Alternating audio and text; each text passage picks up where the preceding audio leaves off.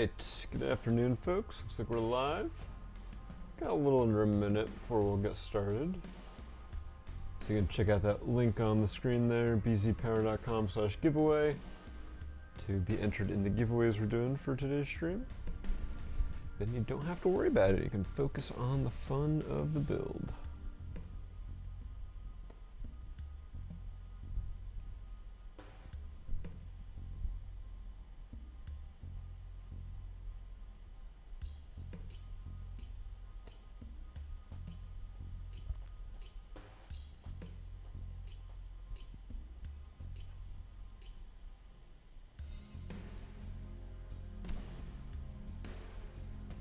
Alright, looks like the clock has struck 1, so it's time to get started. Hey everyone, this is Black6 from BZPower, and we are here to build this set here.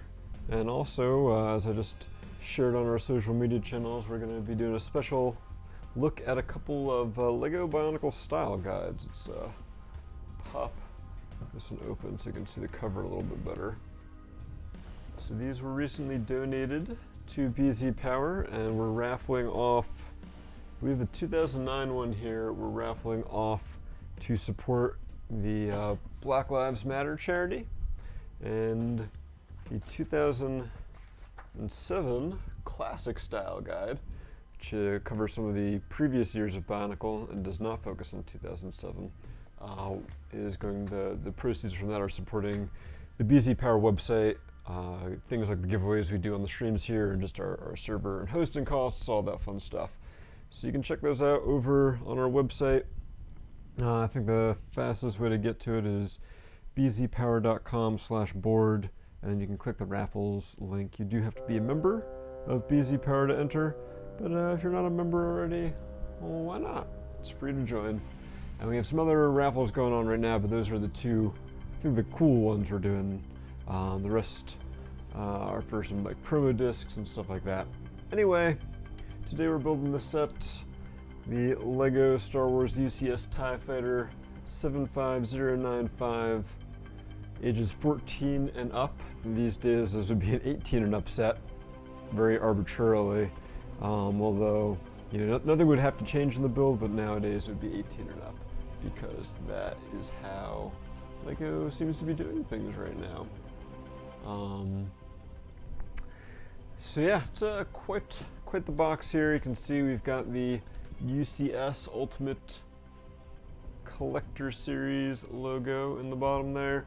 You can see the set sitting on its stand. I think this was one of the first UCS sets that included a minifig that could go on the stand like that.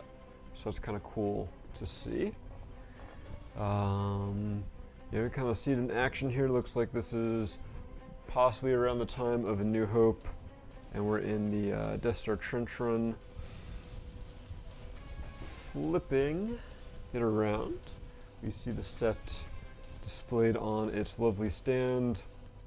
Fairly complex stand compared to some of the other UCS sets that we've built, but that's probably in part because, as you can see here, the stand allows it to spin 360 degrees. That kind of helps with displaying it.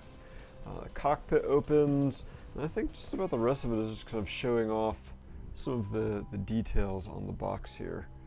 You know, because these are mainly display sets, so of course they're going to have lots of details and not as many play features. Hey there, Topai.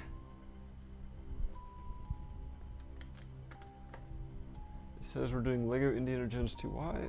I'll have to. Alright, let me open this box up and then I'll see if I can fix LEGO Indiana Jones 2. And since Topai can't hear, I'll let him know.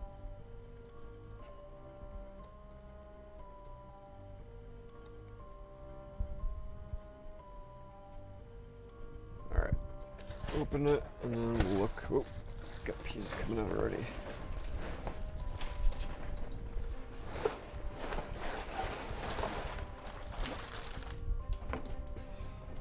Alright, that looks like that is everything. So, first things that came out were a couple loose bags with lots of, looks like 8x16 plates in black, and then some 2x16 plates in light gray. Those are probably gonna be for the wings. And the box is out of here. We can lower our camera down a little bit. Hey there, Box Commander. Good to see you. Alright, let's see if we can change the game and remove that.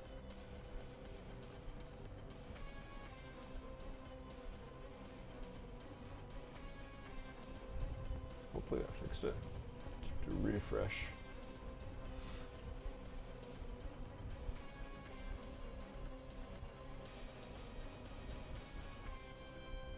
Alright, yes, that looks like that got rid of Lego Indiana Jones 2.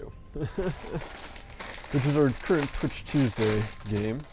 If you want to watch us play that, you can head over there. Oh, thank goodness for numbered bags.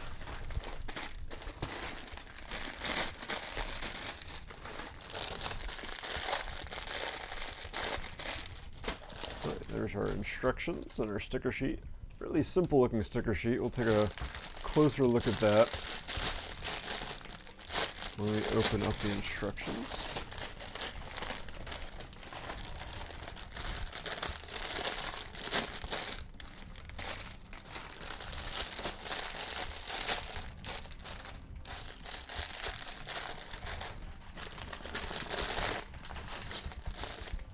Alright, looks like the highest number we've got here is 12. Oh, got another loose unnumbered bag. This is all 8x16 black tiles, and those I believe are to fill out the wings and make them look nice and smooth. Alright, yeah, so 12 numbers plus some unnumbered bags, and some of the bags do have, or some of the numbers do have multiple bags, but not all. Alright, let's get these instructions open.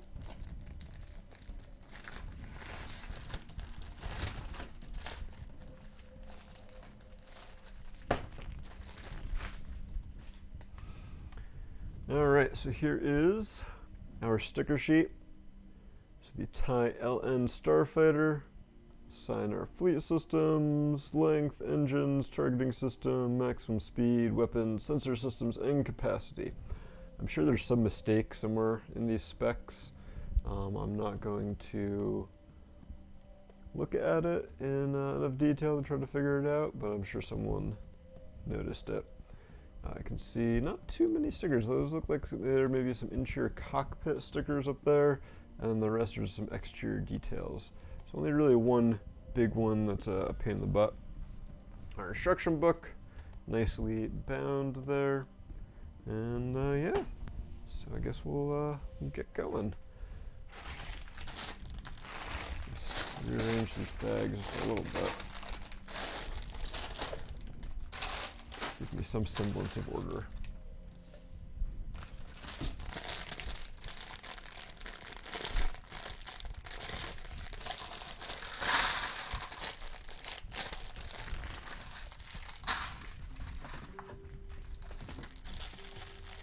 So how's everyone been doing? Took the week off last week. It's kind of been our thing lately, is we're doing a week on, week off. So anything exciting happened for you guys? It's been fairly boring here. Been mainly working on the house.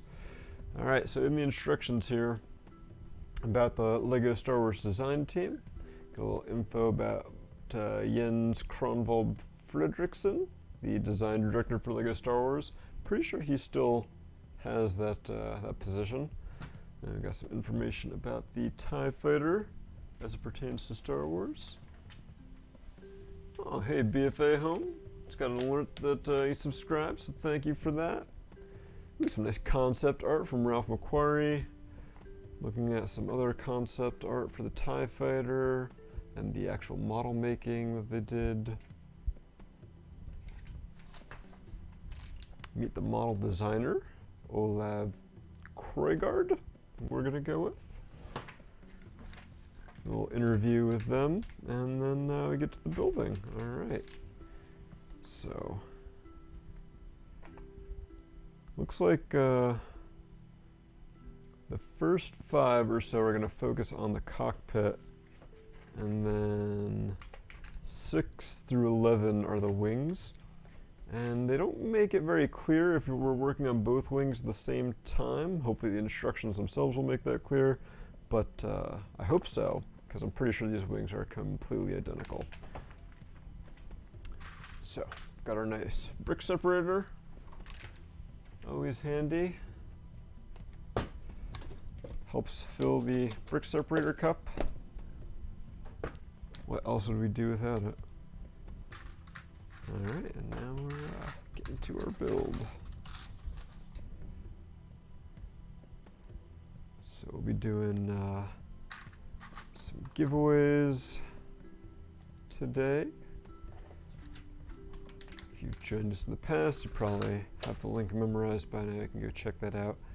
As I mentioned on social media shortly before we went live, I've got a couple Bionicle style guides hiding under here that we're going to take a break during our build at some point and look at those a little bit. And if you're interested in owning one, we're currently raffling those off on BZPower, so they could be yours.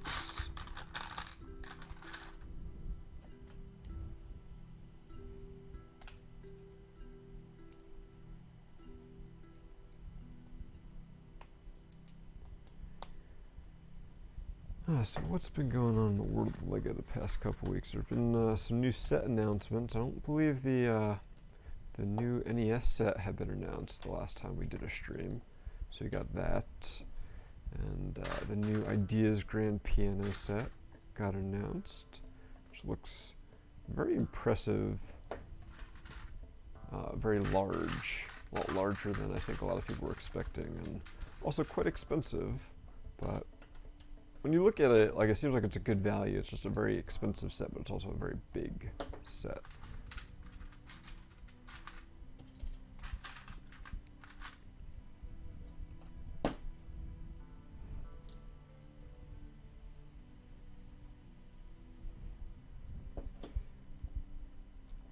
Yeah, we're definitely super lucky to get our hands on the sets that we can raffle off, or those style guides, and a bunch of other stuff as well. We are not raffling off everything that was recently donated to us at once. Yeah, you know, gotta slow it down.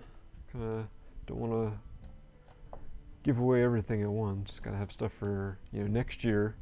BZPower turns 20. Definitely need to have some good raffles for that. So gotta keep some of the good stuff. You just have to wait and see what that is.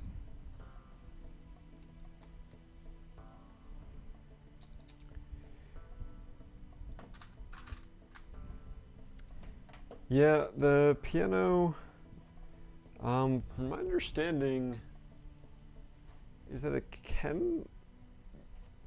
has some sort of kind of, I guess, free play ability using the app and the powered up stuff. So I'm not sure exactly how that works, but there does look like there's something where I'm not sure that you're playing individual notes, but you are kind of free playing the piano. I'm sure once we get some reviews, that will be more clear. So we're kind of starting to build the hole in the base here for the stand. We used a 4x4 round plate with a hole in the middle, which I guess is probably what's going to help allow it to spin freely. And then we also put these plates in the tubes on the bottom of this plate rather than in the normal anti-studs, which is going to kind of create an interesting shape in here when we put it in. Kind of possibly to guide the stand into the center there. So I'll have to wait till the very end when we build the stand to see exactly how that plays out.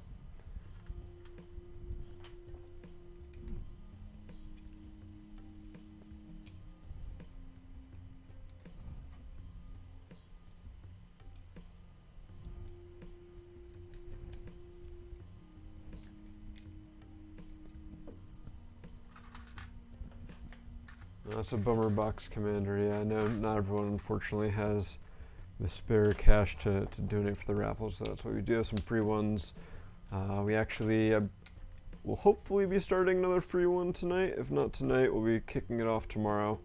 That'll be some more of the promotional discs that we've got will be given away. So nothing too fancy, but still some cool little things from Bionicle history that anyone can enter in for a chance to win. Doesn't matter where you live, you just have to have a BZPower account, which is free. So we're thinking of you guys, and of course we do our free monthly raffles, which you know, are still a thing. We do like our raffles on these streams, so plenty of opportunities to win free stuff. I think. If someone feels otherwise, you know, just let me know. We can see what we can do about that, because we try to spread the Bionicle love, construction love throughout the community.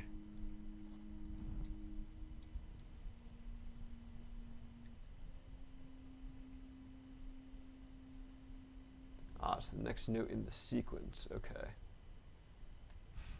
Gotcha, BFA Home. Thank you for explaining how that works, because I know I hadn't really delved too much into it, not being a very musical person. Figure someone would figure it out. Alright, so our cockpit here is coming along. You can see we've got these 1x2 inverted slopes that we're kind of offsetting by a plate thickness here. So it's going to kind of create a staggered effect to help create that, you know, sphere look of the TIE cockpit.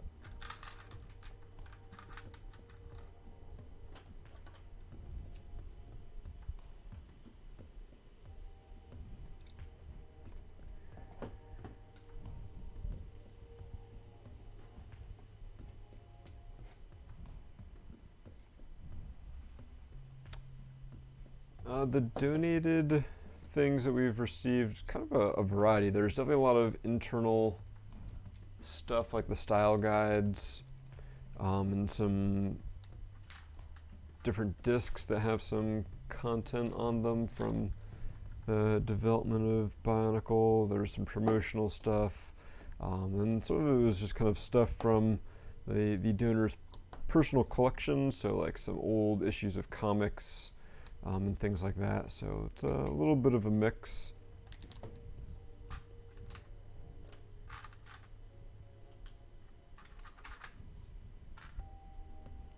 But a lot of it is fairly old. I don't think there's anything from the reboot of Bionicle. So it's a lot of older stuff.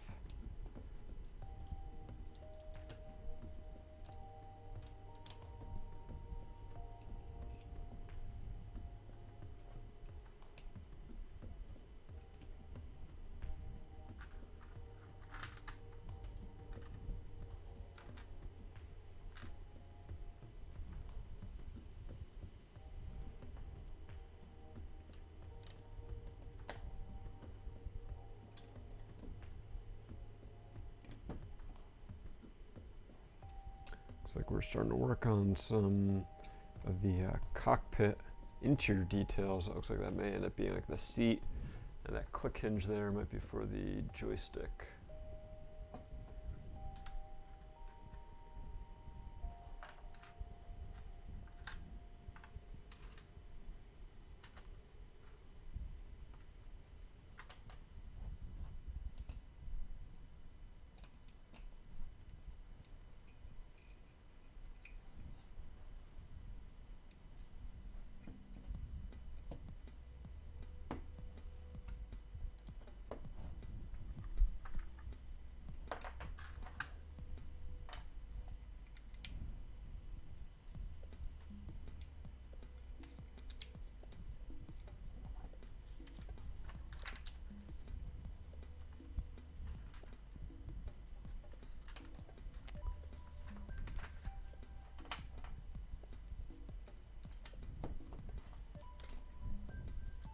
Trying to think what other LEGO news that we've had recently.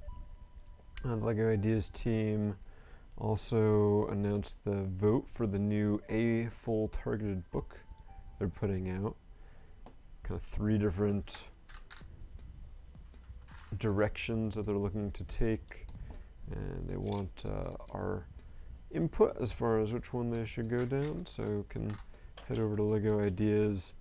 I believe it's listed as like an activity on their website, and you can cast your vote.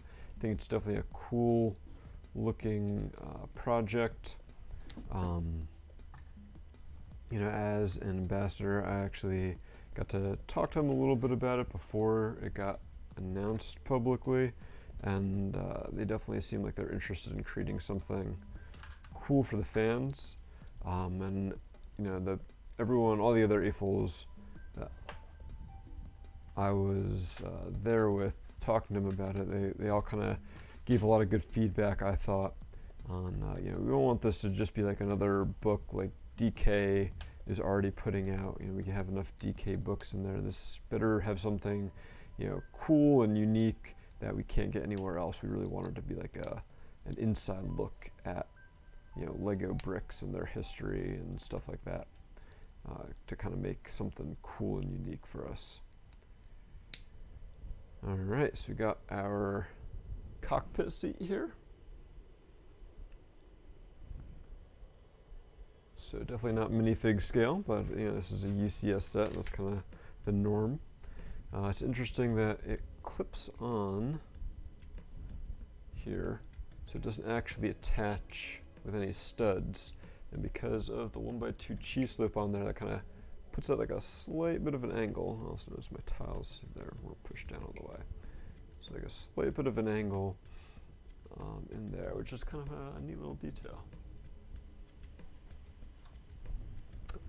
Ah yes, the good old Osprey, I don't know, controversy, I guess you could call it. We haven't reported on it on the front page. I was kind of hesitant to do that. Wasn't really sure what that would gain anyone by talking about that. But the Lego Technic Osprey set V22 is not coming out, and yeah, there's a lot of people upset about that, unfortunately. Apparently I skipped a step somewhere along here. Oh, there we go. Where are all these extra pieces from? There's a set right before the seat. Yeah, that's a weird one. Apparently there is a group in Germany that, I don't know, I guess kind of petitioned Lego to not make it because it's based on, you know, a military aircraft. And I guess Lego kind of ignored them, and the set came closer and closer to being released, and so they finally made a big public appeal, and that, I guess, got to the right ears.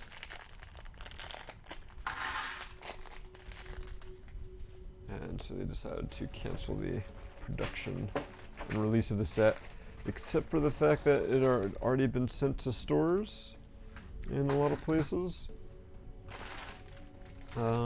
So that some places did get it and are selling it, and now the prices on the secondary market are ridiculously high. So that's fun.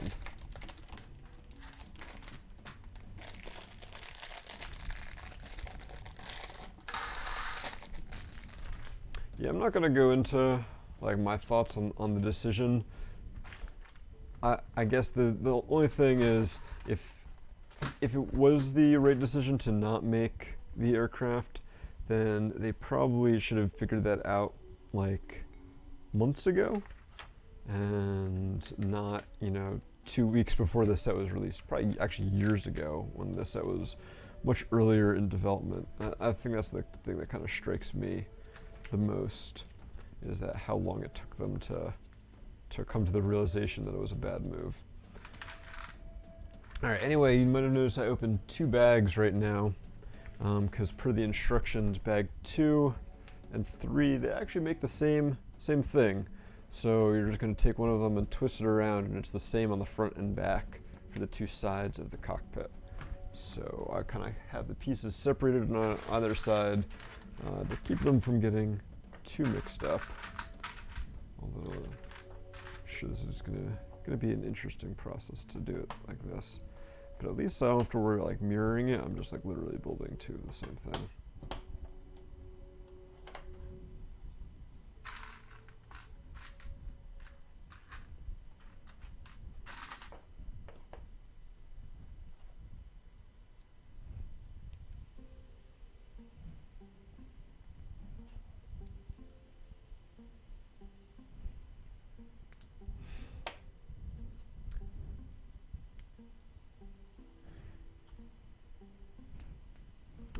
The instruction background here is dark gray, but it is not like the dark black that the new 18 plus sets seem to be doing. Because I've definitely seen other people complaining about the new background colors on some of the instructions and how it makes it a lot harder to read.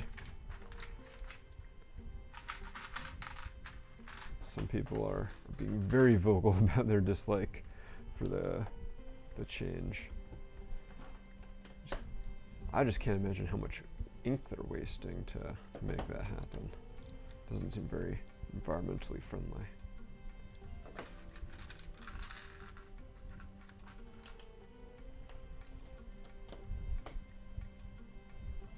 But yeah, this is just kind of a darker background, but so far has not really impacted the readability.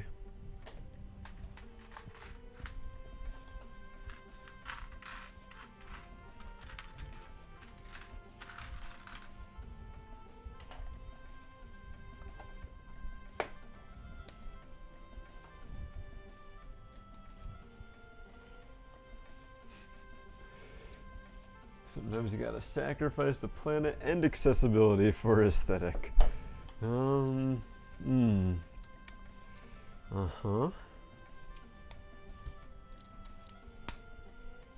You'd think with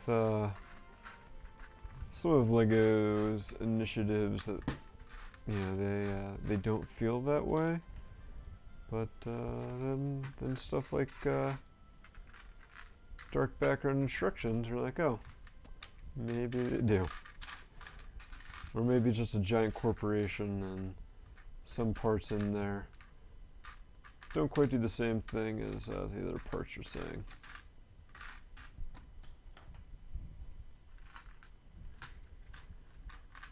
Because yeah, at the end of the day, it is a big company. The different parts don't always communicate well. Not an excuse, just an explanation. I don't like it either, especially when it comes to things like leaks.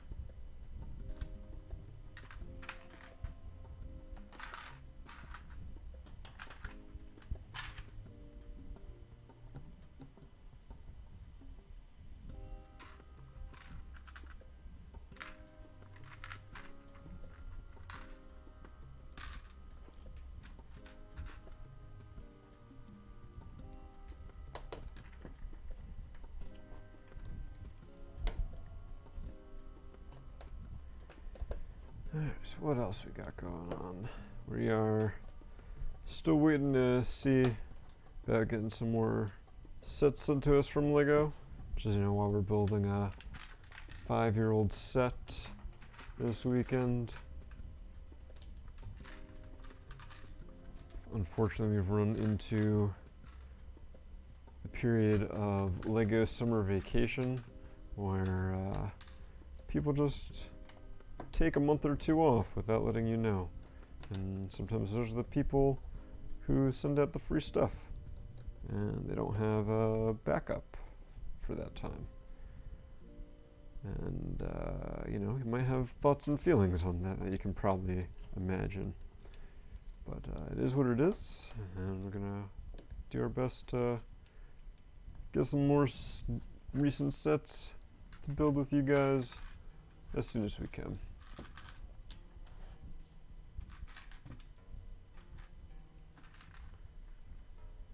And we're planning on doing some Monkey King for sure. We'll see what else we can do. I mean, personally, you guys know I love my Star Wars. I'm excited to build some new Star Wars sets at some point. Got the Mandalorian sets coming out August 1st. So those will probably be in a future request. Got to get me that Razor Crest. I'd also like to do the helmets at some point. So those look pretty cool.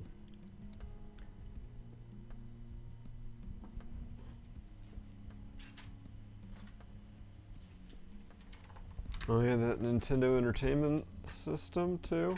That is an amazing looking set. I definitely want to build that at some point.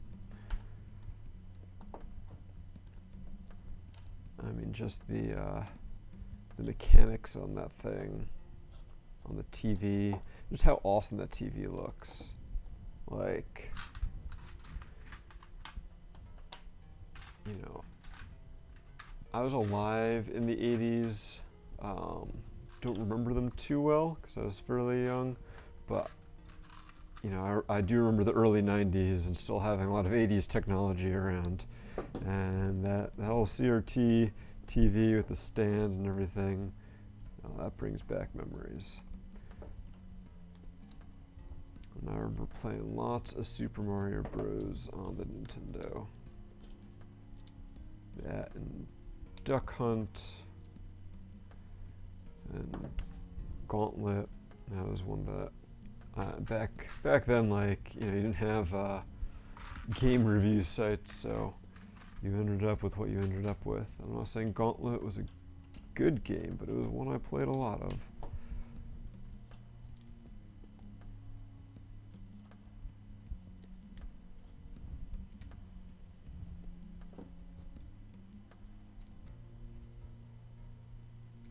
Alright, let's see how our pylons are doing. We've got a lot of snot pieces covering a couple of Technic beams in here. So Technic beams give it a lot of strength, and then the snot is allowing us to put some details here, like this 1x2 cheese grater slope, and kind of sort of build up here. Potentially, I don't know, at some point this has to connect on here. Not quite sure how that is going to happen, but we'll get there.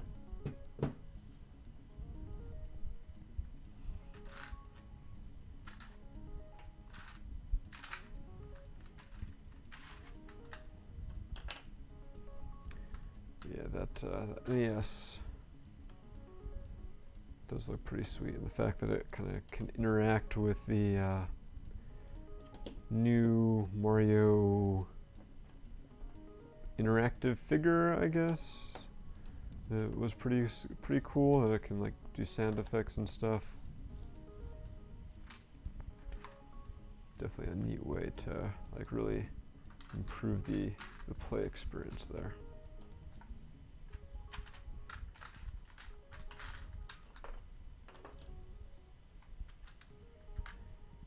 I think, you know, and a lot of people saw Nintendo and Lego working together, and then kind of the first sets we got out of that were those Mario, I guess, play sets.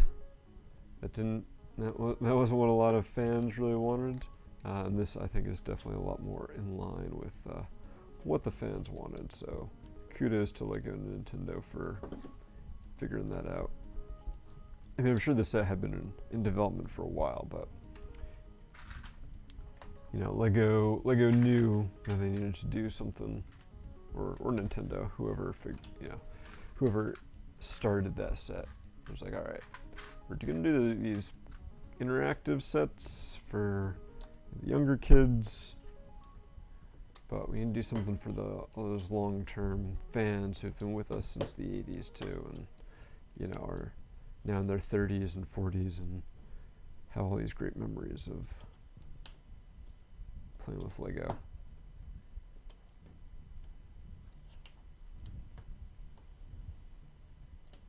And Nintendo. Like me. I'm an old person like that.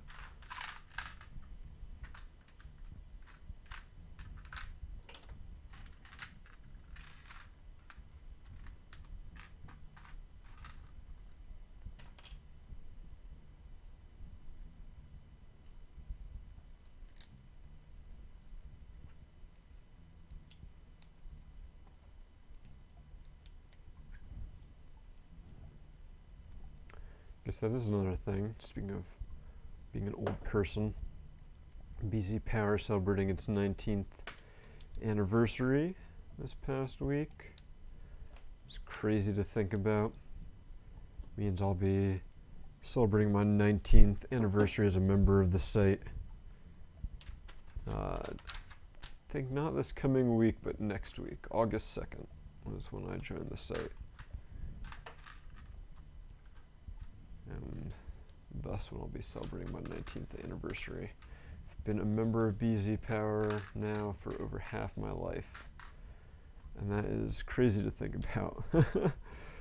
That when this like new Lego theme was out that I thought was cool, and I found this website to talk about it on, like 19 years later, I'd be building a UCS TIE fighter talking about it.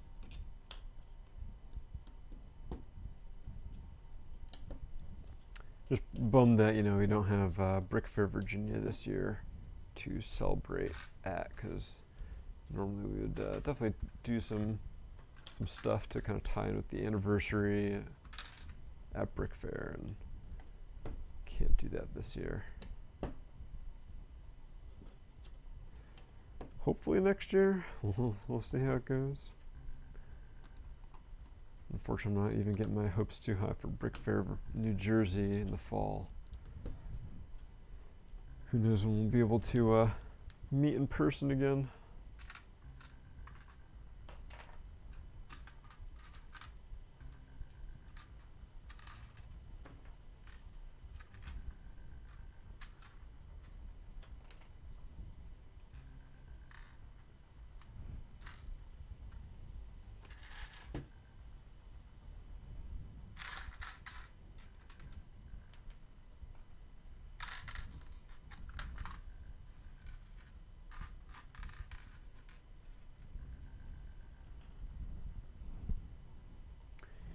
Yeah, I guess Pikachu will have to wait till next year, BFA.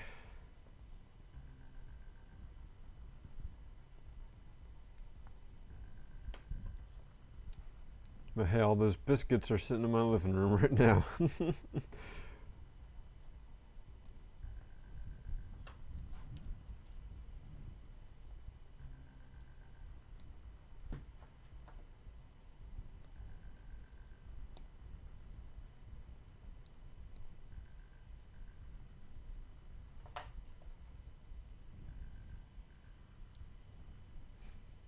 Now, once we have our sorting party, you get your biscuits and all your other parts. Alright. Still got a bunch of parts left for our pylons, but they're certainly coming along. At least from the top side, lots of slopes to give it a nice kind of gradual shape. Some cool little snot details there. For the bottom, it looks a little ugly with that tan and red, but hopefully a lot of that will be covered up. Still not quite sure how this is attaching. Seems less obvious now. Possibly something like that. I'm just kind of looking at where the 1x2 45-degree slopes are kind of lining up. That seems like it could be a thing.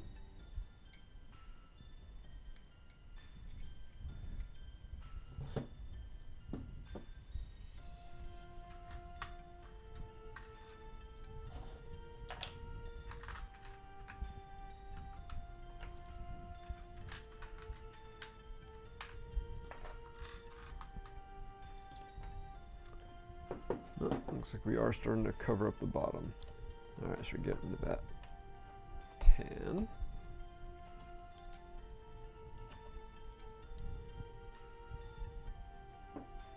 And BFA Home really wants those biscuits. Got our sorting party in under 2 weeks. So after that, we'll be able to start sending Bionicle Lug members their lug bulk parts. Get you and you your biscuits and everyone else their parts.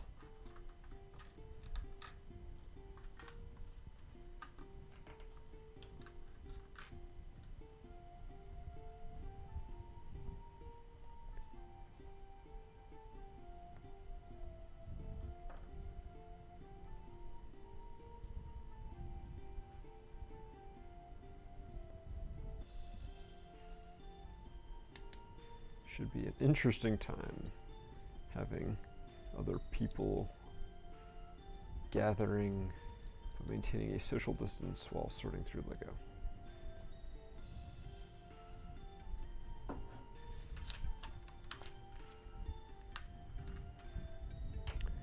Huh, that's kind of interesting. Got this 1x4 black wall panel piece. I guess it's being used mainly for structure. Oh, this may also end up being, based on what I was thinking before, as part of the inside of the cockpit here. And so that's being used to kind of fill out the space. And since it's a panel, kind of gives a little negative space to make it a little roomier in there.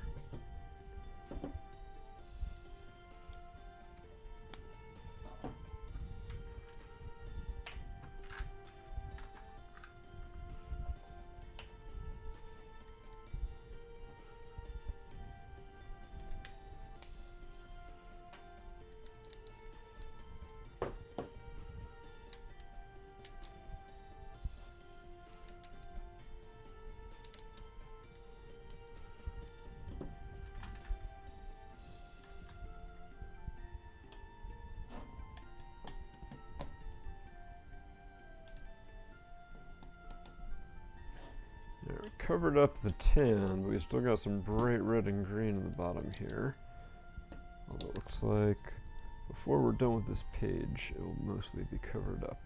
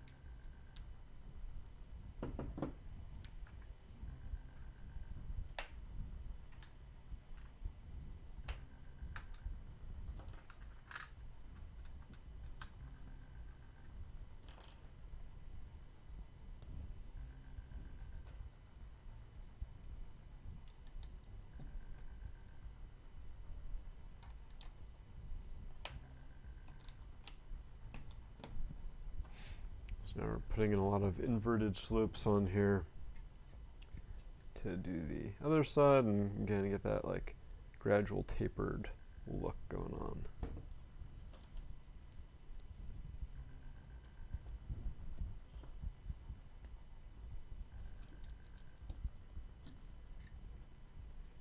You can't even like talk about like new movies that have come out or anything, because there have been some, I guess, that have come like direct to video, but none really that I've been excited for. Been going back and like watching old TV shows I never watched back in the day, waiting for new stuff to ever come out again. Got Agents of S.H.I.E.L.D. is about the only new thing right now that I've been watching.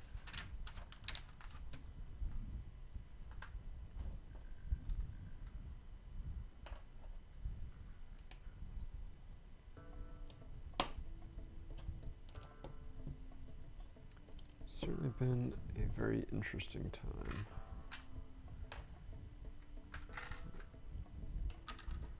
Hopefully people keep wearing their masks so we can get through it sooner than later.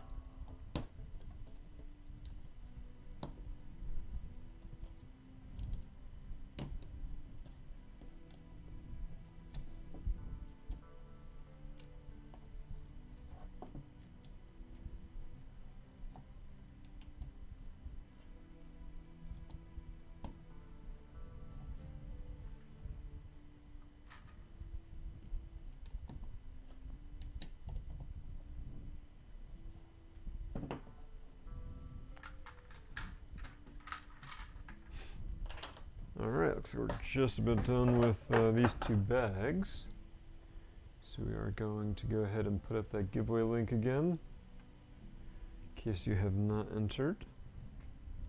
And once we finish this bag, or these bags, we'll open up the next set and then pick our first winner for today. Try to mix up the sets we're giving away a little bit. There's been like some of the same sets that we've given away quite a bit, but I did have to make sure, even though there's one we've given away a bit, that we have the Elite TIE Fighter pilot up for grabs today, just because, you know, it was appropriate.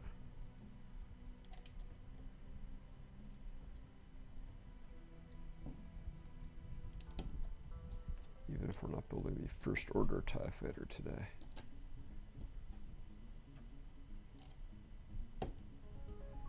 Alright, so I guess we have some spare parts. Get rid of those. There are some stickers to apply before we do that. Look at the finished pylons. Both are the same. They're the same front and back, so that, you know, we have two like this, but we can mirror them, and that's gonna give us a good chunk of the cockpit here. And we're putting some stickers on those black panels that I called out before. So,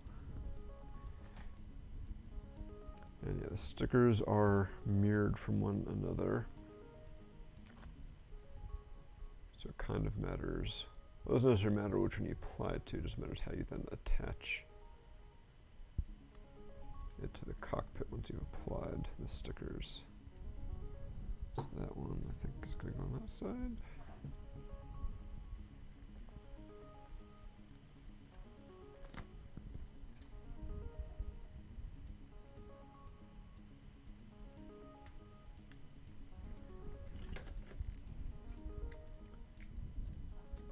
So yeah, there are the stickers. Some kind of like interior cockpit detail there. And so this one goes on this side. And yeah, those slopes all kind of connect in. So it goes together quite easily. And yeah, it's starting to look like a TIE Fighter cockpit. Can adjust the seat a little bit there.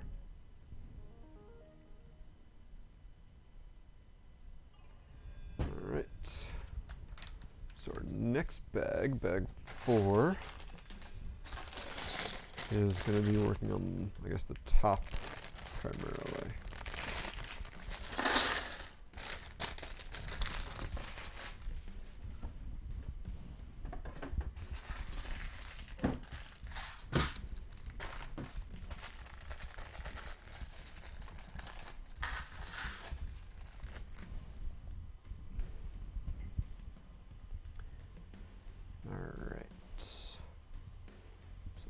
Take off that giveaway link,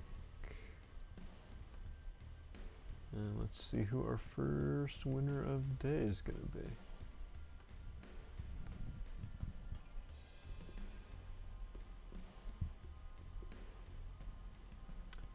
Lord Oblivion, congratulations, you've won a Baze Malbus buildable figure. You'll be getting an email from us letting you know what we need from you to get you your prize. congrats. And good luck, everyone else, for our other giveaways we'll be doing today.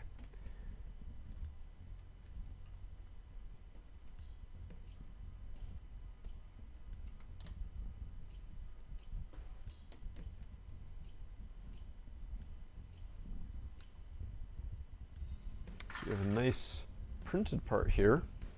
I think we've got a similar design on the much smaller 4x4 disc. I think this one's like an 8x8. Yeah, this is an 8x8 disc with the top of the TIE Fighter cockpit printed on it.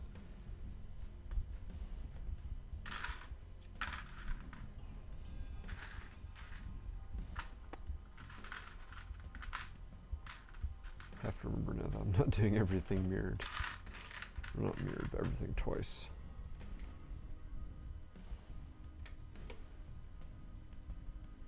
The seat is a little finicky here because it's just attached via the clips and hinges.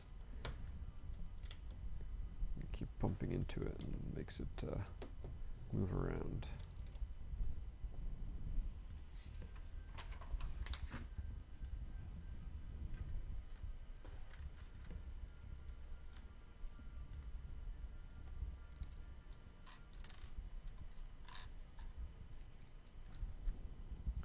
I really want to know when we're going to get more Baze Malbus in like the books and comics and stuff.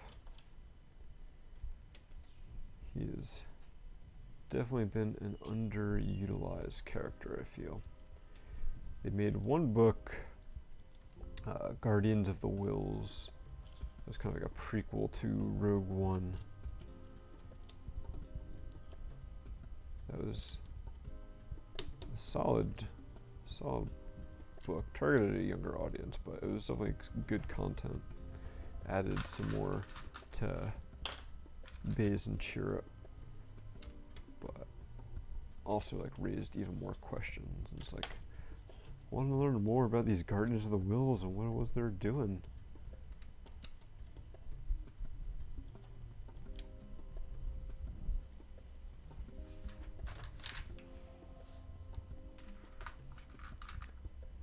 There was, I think this past week, a new Star Wars, I guess audio novel, only an audio that came out for Dr. Aphra, which I have not had a chance to listen to yet because I was working on another non-Star Wars book.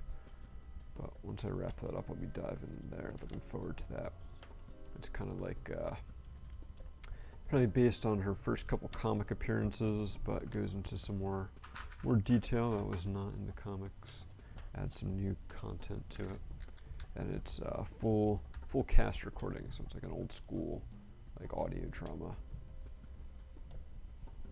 I feel like the Star Wars audiobooks in general are usually well produced with like lots of sound effects and music and stuff, so no doubt that this one's going to be well done.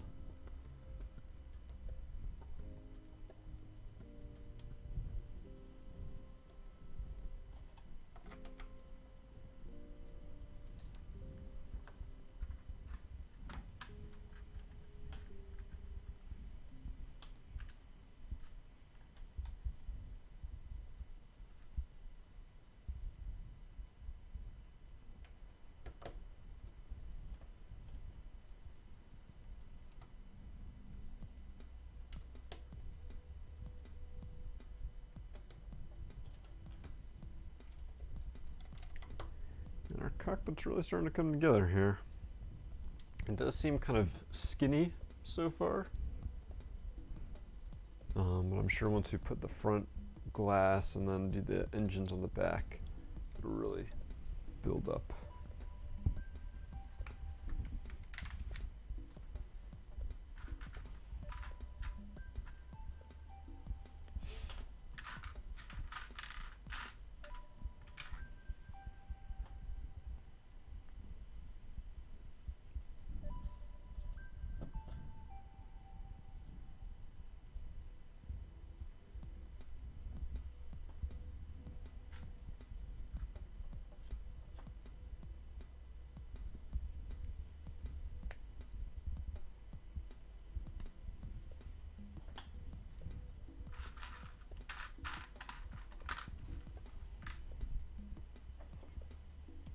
Looks like now we're working on the mechanism to allow the cockpit to pop open here.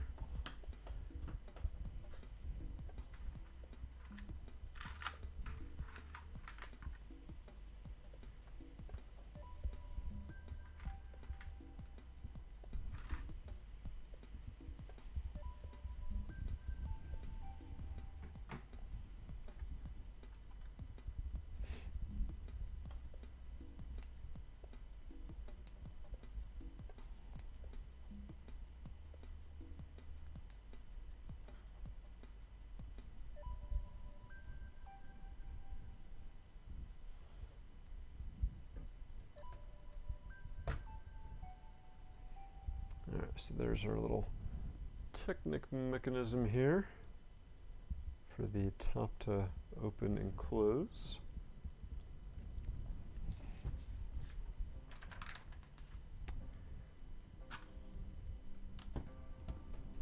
Now if you've watched The Mandalorian, also going to be wishing that there was a mechanism in this set for the wings to fold as well. Man, that was a moment. It's like, wait, have they been able to do that this whole time?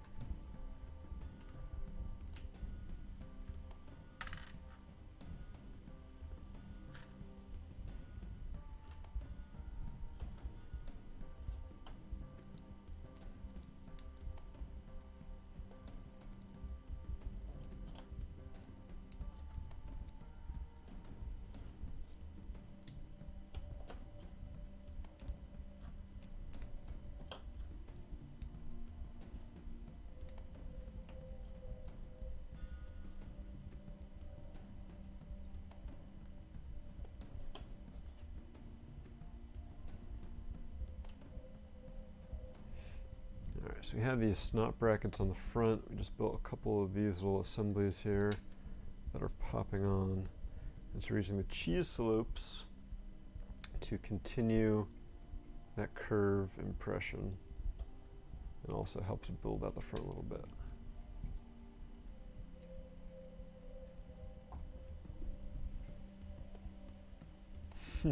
Yeah, no, I'm pretty sure BZPower and Box Commander, you're both right that not all TIE fighters can do that. Like, that was my first thought in the moment, was like, wait a second.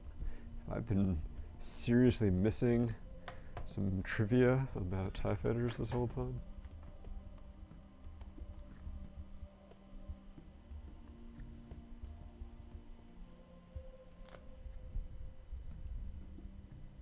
Because yeah, there are definitely plenty of times where we have like been seen inside hangars on Star Destroyers and stuff, and I assume just broke the cockpit or the seat there.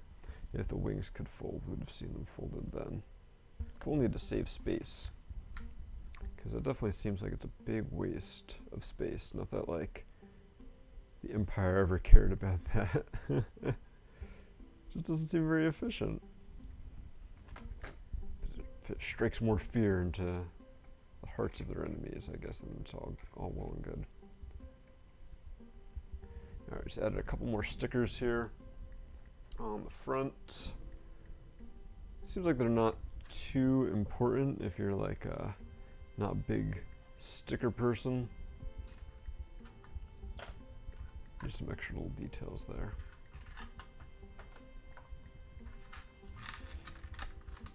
Oh, looks like we're just about done with bag 4 over here.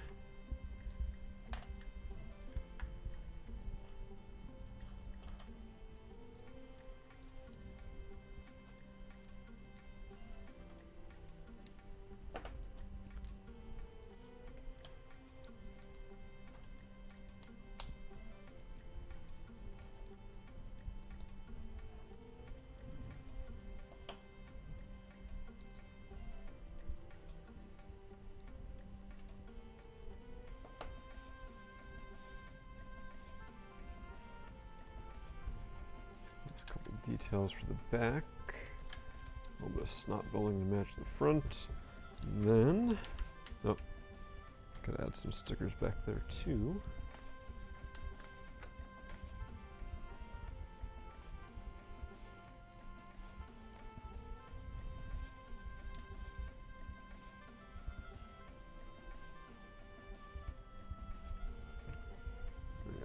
canopy on there.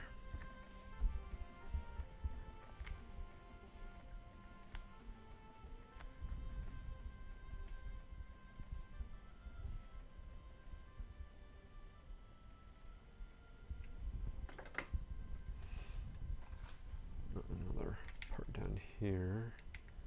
Round off the bottom a little bit. And then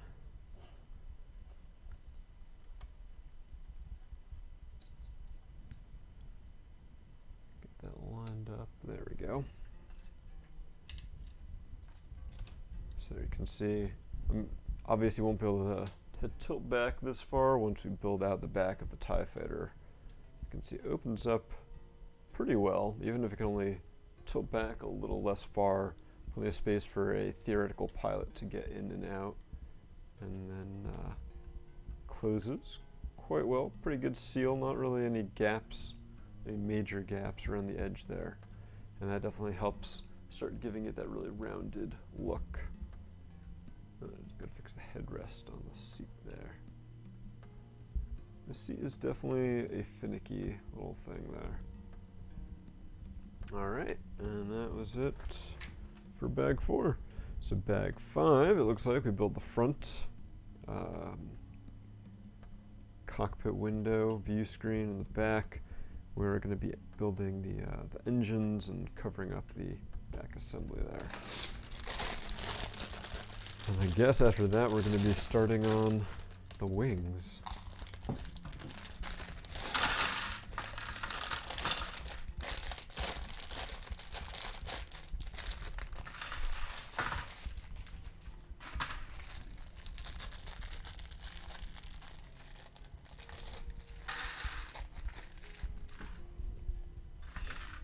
So here's our other custom printed 8x8 disc. I guess not custom, but unique for the set 8x8 disc with the TIE cockpit view screen printing on there.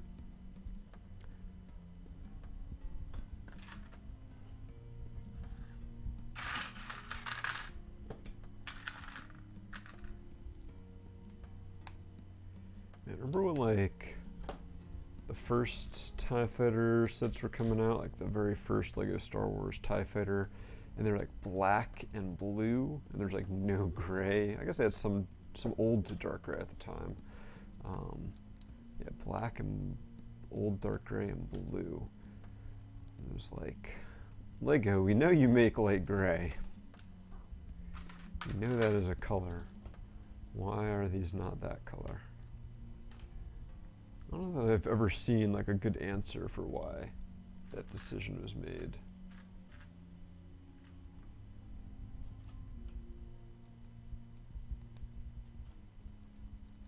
But thankfully they've come to their senses. Oh, the tank, yeah, they made that one expanded universe TIE tank set. TIE crawler, I think. Maybe it was called the tank, but I know in the expanded universe, I believe it was called the TIE Crawler. I forget what the set that was released was called.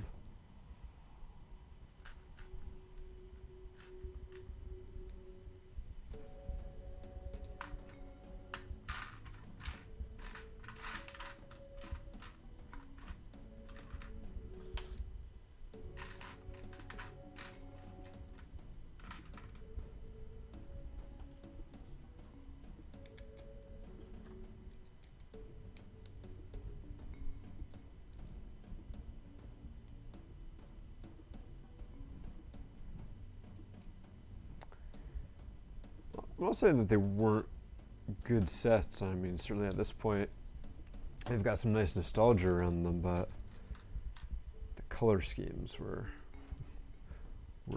just lacking in a lot of people's opinions. Like when you're looking at accuracy to the source material, they were lacking, even if they had some nice design elements to them.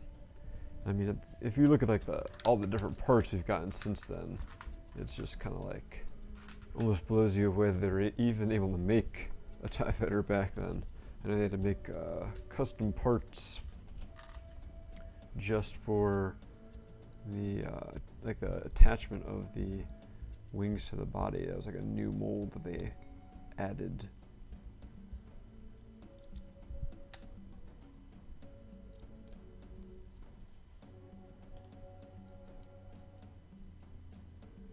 See, not saying they weren't good sets, just it was a different, simpler time part-wise. But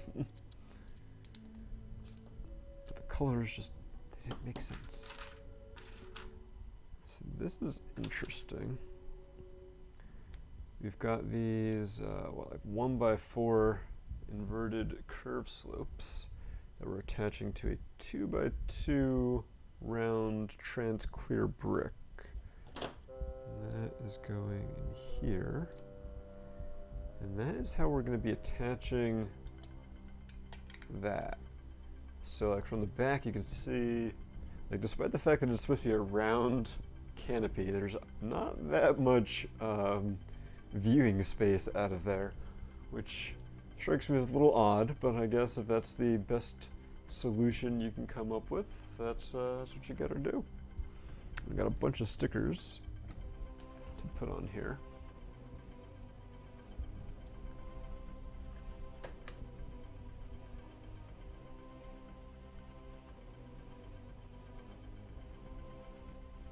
Didn't the New Hope TIE Fighters have a bluish gray hue to them?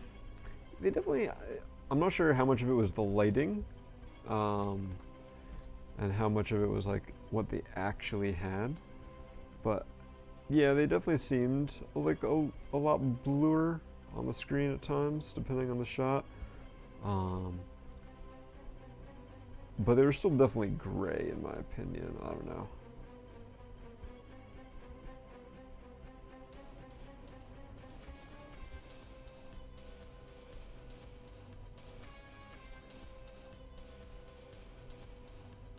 Come on, paint on that sticker.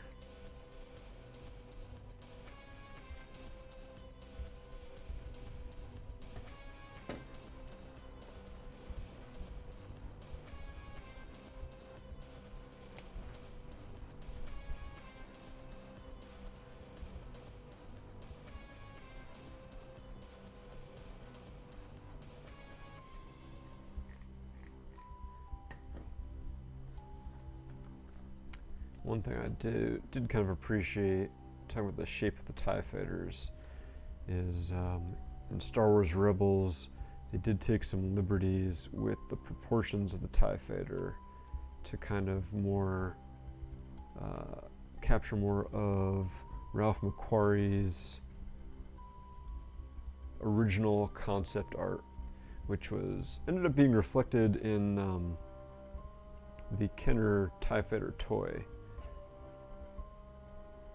So I believe they came out and said, like, you know, this wasn't a different version of the TIE Fighter, that we just took a little artistic liberties when making the set, or making the design. Alright, so there is our finished canopy. We got 4 stickers around the edges on some cheese slips there. And 2 of those stickers line up with some ones from previously. And yeah, it definitely is starting to look like a TIE Fighter. Now you get to work on the back.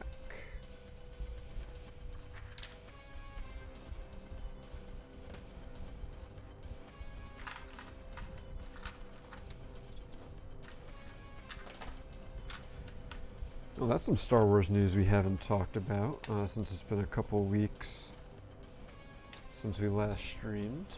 Is that there's going to be a new Star Wars animated TV show based on The Bad Batch and what they did after the Clone Wars ended. That is certainly sounds like a really interesting concept. Based on what they said, I guess they'd become like mercenaries. You know, which raises all sorts of questions, like, did they execute Order 66 because they were, like, you know, genetic aberrations? Did they even have the control chip to execute Order 66? Like, how did that all go down? Like, yeah, lots of questions fans have already started asking about that. That I'm hoping we find out about when that show comes out in, like, I don't know, 2 years or whatever. Like, I'm excited about it, but I'm not going to be thinking about it too much, because otherwise it's just going to build up the hype too much. I know we've got new season of Mandalorian coming out this fall, hopefully still, and that's what I'm going to focus on. But I love the idea that we're getting a Bad Batch TV show.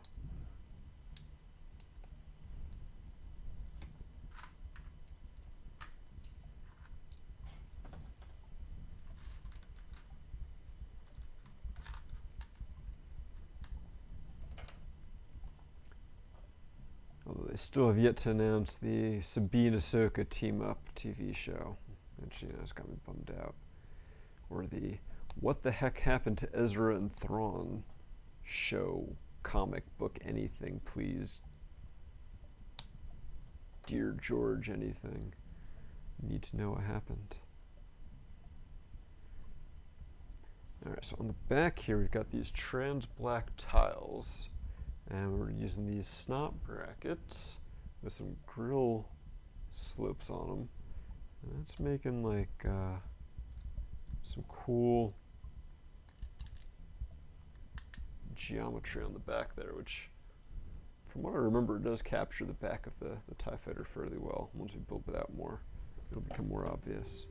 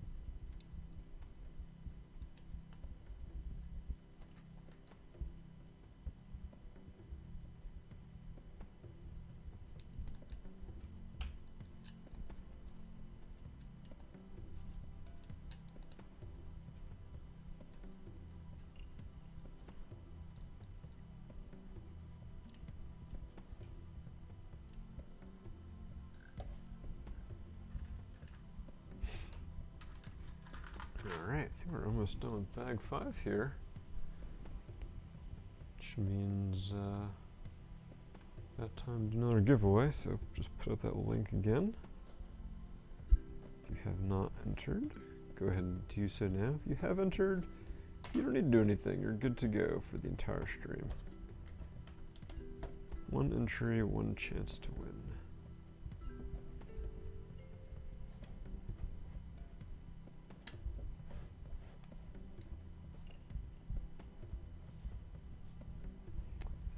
Alright, so the back of our TIE Fighter here, just about done. You can see our 2 little twin ion engines there. And I have to add some slopes on the inside here. I guess to help, as long as they help attach it. Looks like it's just more of a, maybe a support so that chair doesn't get leaned too far back or something. I think I'm putting those in the right spots. Looks good. And now that attaches onto the back. I've got a bunch of snot attachment points on here.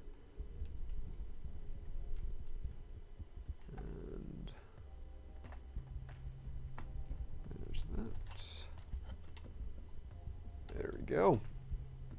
So that is our now very solid TIE Fighter cockpit. You can see I can hold it by one of the pylons, quite solid. Definitely capturing that round shape pretty well. I feel like for looking at the pictures and on the box, I wasn't sure I was sold on it, but I think the slopes do a pretty good job of giving it a nice gradual impression. And then the two 8x8 discs really help sell it. And then the back has got some kind of unique designs on there for the engines. And then the place on the bottom where the display stand will eventually go. And yeah, that can open up. Alright, let's see what bag. Interesting. So next up we're going to be opening bags 6 and 9 to make to start on the wings. So that's kind of interesting. So we're going to end up having 4 wings at once. So I think before we dive into that, because that's I guess going to start making things go pretty quickly, and before we pick our next winner, I said we're going to be looking at some of these style guides. So we'll start taking a look at this one. This is the Bionicle Classic Style Guide from 2007. So this is up for raffle right now. I believe this is the one we're doing that is supporting BZPower. So it is $2 per ticket. Any BZPower member can enter, and we'll be picking a winner at the end of the month, celebrate our anniversary, and give this cool donation away. So let's go in here. So we've got a TOA presentation, nice little typo right off the bat, the red tau. Logos, pictures, design elements, examples, another typo. You can tell this is like something that they kind of put together for internal use, not really meant to go a lot of places. Doesn't necessarily have the best quality checking. All right, so the red TOA. All right, so there's nothing printed on the back pages, so we can just flip this around. So there are a couple CDs included. So I forget if they're CDs or DVDs. That like all of this artwork and stuff, they have the Adobe Illustrators and the Photoshop files and high-res like vector graphics and everything for all this. So definitely some cool assets on here. You know, the Haunuva, the Vekama's disk image, interesting like Tahoe signature file on here. I think Christian Faber ended up sharing a nice high-res version of this artwork at some point, but in theory that's on there as well. A very classic image here. I'm pretty sure I had this as a poster hanging in my room about 19 years ago at some point, so that brings back a lot of memories. Let's see.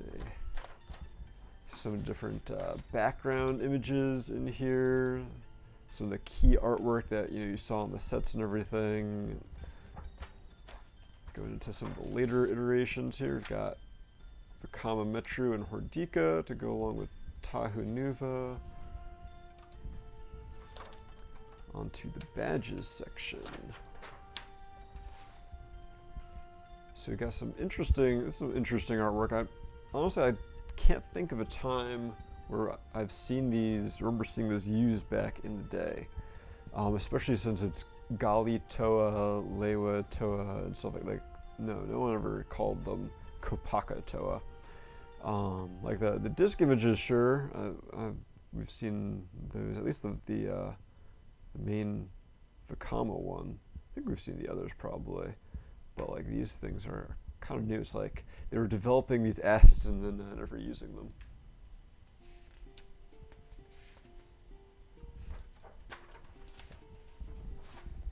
Brand logos. Getting tired holding this thing up. So this includes all sorts of high-res Photoshop and Illustrator files of like the different logos, the Unity Destiny, nice like kind of cursive logo that I'm pretty sure that one was used in a few different situations. Icons, okay. So a lot of the mask images, you get all those in nice high res. different, I like the different variations, right? Like you have like these outline versions, some fairly clean ones, and then like the kind of grainy, call them crude masks on there. There's some like kind of battle damage to them. Word marks. This is kind of interesting. It's like just some of the different like fonts and stuff that were used. So you have obviously the Bionicle font, but like this typeface was used pretty frequently in Bionicle, so it's kind of cool to get the character names and stuff in that font. Although I don't remember that one in the bottom right here being used. Oh yeah, and some interesting ones here. Like kind of like that one kind of Bionicle cursive logo, but you get all the Toad names in that on there as well. That might have been used in some promotional artwork that I'm forgetting about. Alright, and that brings us to the islands, which I think is a good point for us to take a break from looking at the style guides and get back to our build. We'll keep on looking at this later on. We do have a winner to pick, so let's pick who our next winner is going to be.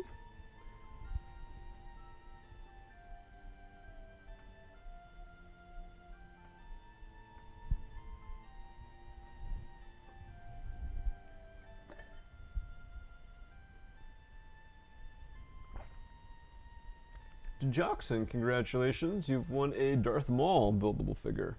Get some nice parts in that one. So congratulations. We'll be sending you an email and get you that prize.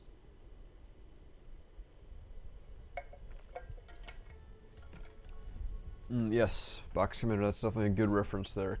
Kind of reminds you of the street art from the Paraka time frame.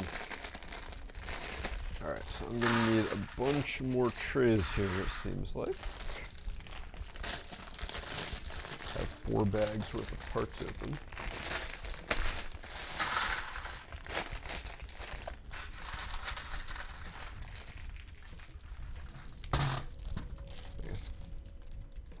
Alright, let me just combine the little ones between the two.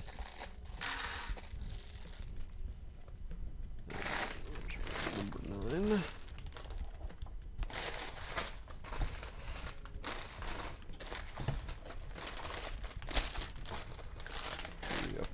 Space here.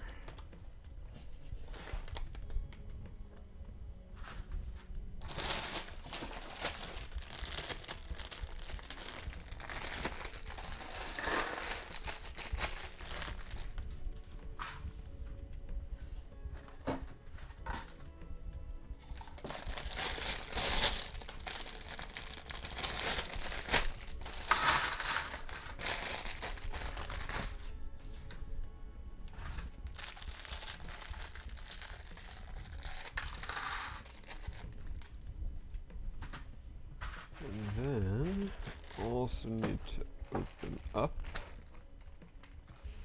I think, both of these to get the big plates and stuff out. See, each one of these bags has 6 8x16 plates in here.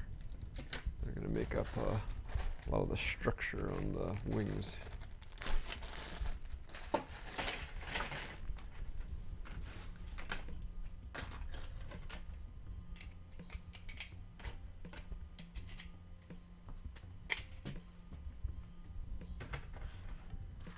Alright, so this is going to be interesting, because I have to make 4 of these wings.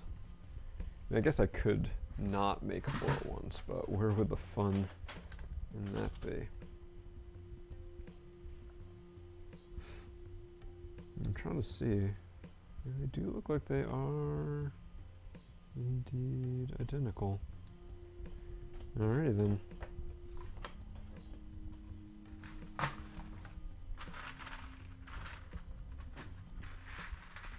I think I should probably just kind of combine some of these parts. I'm not going to worry about which tray I'm picking them from. If I run out of part 1 tray, I'll just go to another one. And once the trays start getting empty, then I'll combine them.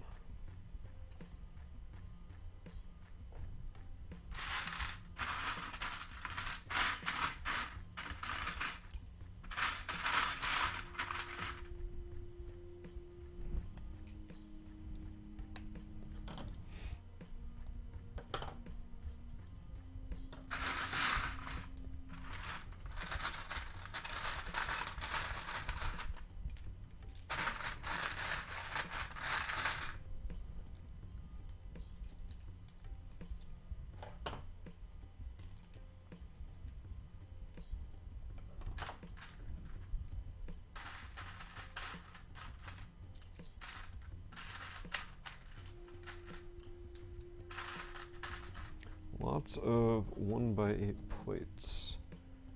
It's seeming here. Lots of 1x8 tiles as well. Guess that fits, especially since we're going to be doing like the edging around the wings.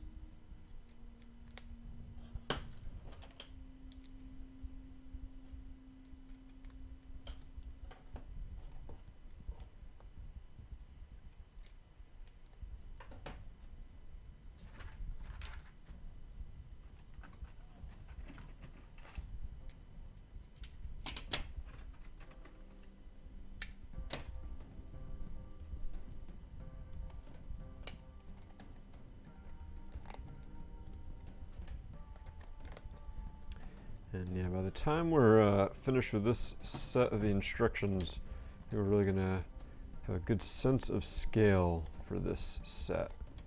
Because I mean, the cockpit is fairly small compared to the overall size of the model.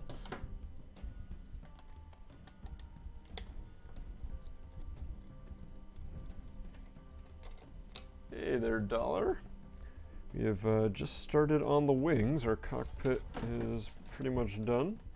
Just need to build some wings to connect it to.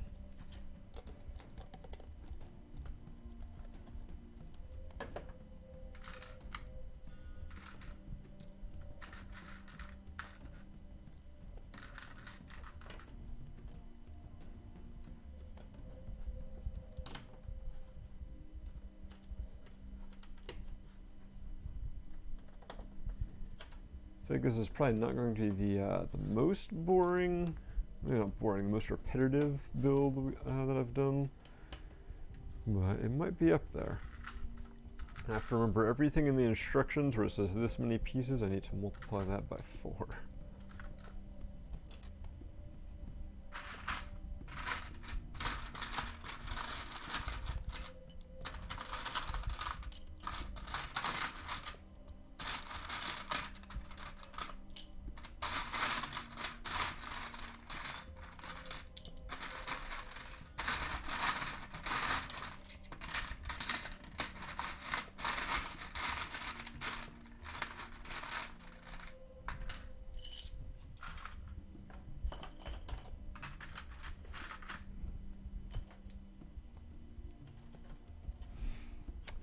What is the Bionicle binder in the background? Well, you just missed us. We're going through the classic style guide from 2007. So we're raffling those off on BZPower right now. And so I figured could kind of take a look during the stream and give people an idea of what is up for grabs. So we'll be diving back into it in the future.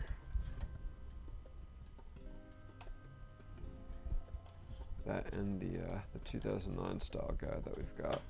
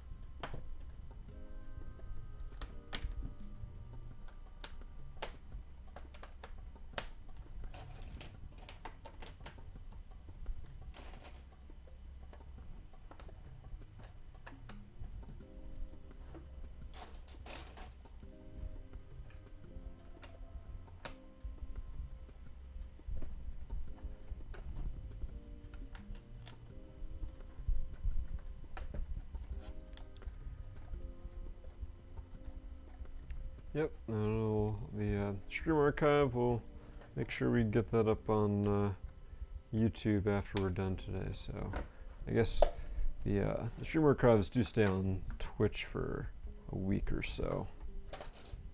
But you can check it out there on our YouTube channel to see anything you missed in the build or in the style guide.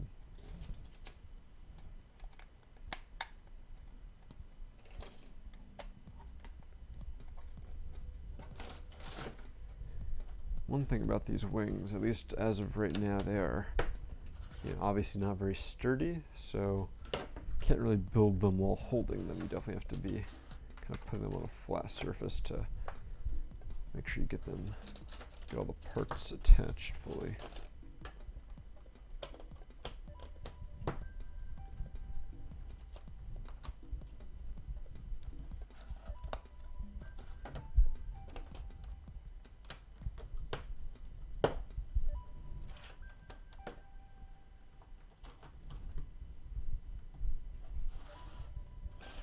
If you're able to track down that font letterbox commander, drop us a note. Like send me an email or a private message on BZPower or something so we can share that with people, because I'm sure they would be interested. Be useful like in RPGs or doing any sort of like fan art kind of stuff.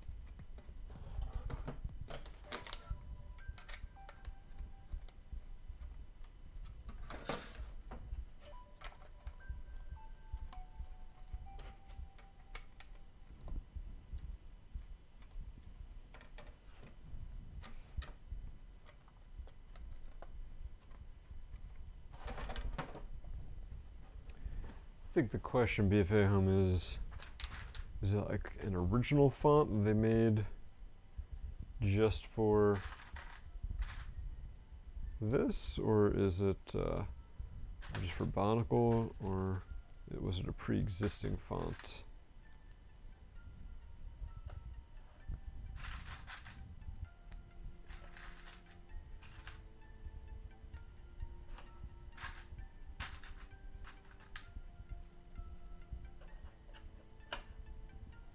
Or maybe that Void New font is available in the great big world out there. I'm just not aware of it. Certainly not tracking at all.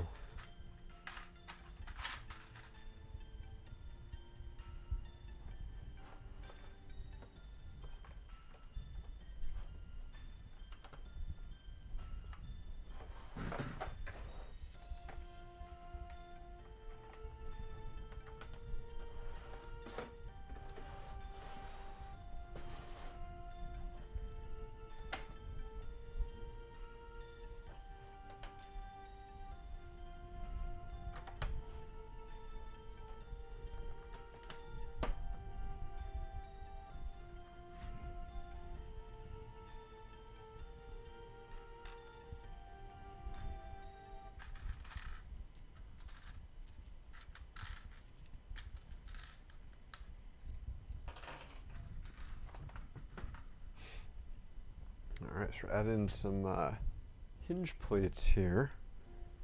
I think that's going to be to give that like gray border around the edges of the wings. Although even once we're done with bag 6 and 9 here, we're still going to have a ways to go before the wings are quite at that point, I think.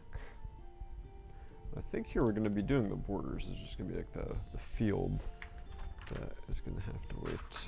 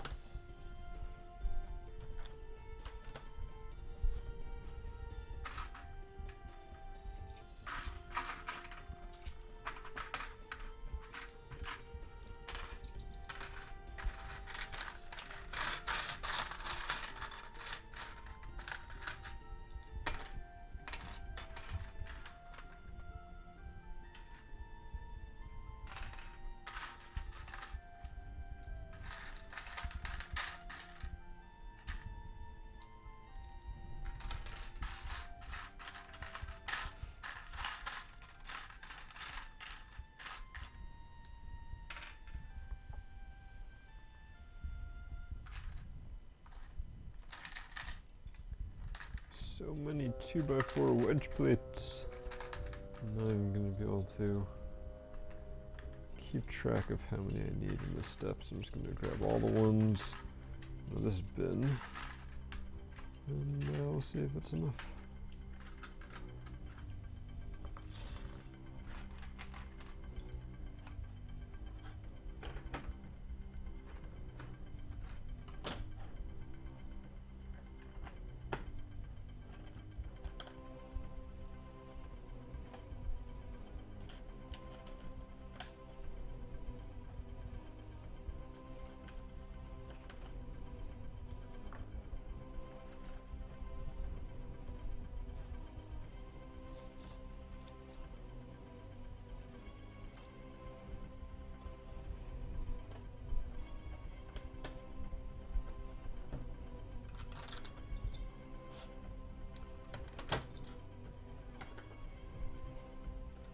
Yeah, we've definitely, once we got these style guides, so you guys still talking about the fonts on there, we have been talking to Biomedia Project and a couple of other fan sites out there.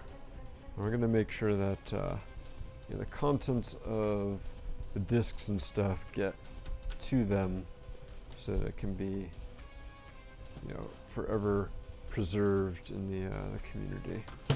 Alright, we're starting to get some nice shaping here, the TIE Fighter wing.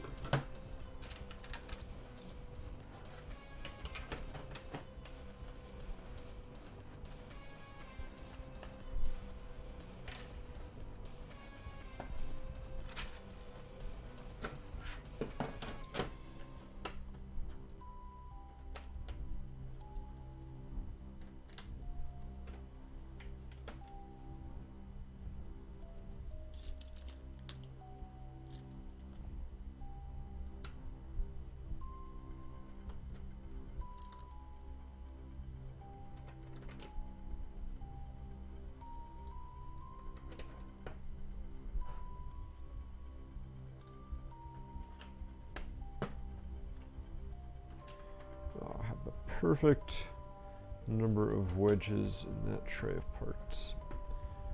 So yeah, these two trays are starting to look kind of empty already.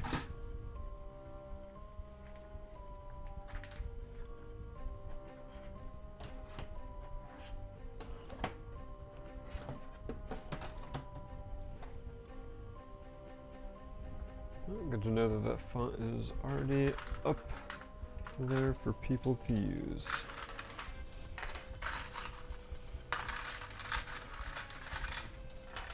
Yeah, those guys at the Biomedia Project are pretty thorough when it comes to preserving as much bionicle history as they can. I know there's a few other websites out there like Wall of History that are doing some great stuff as well.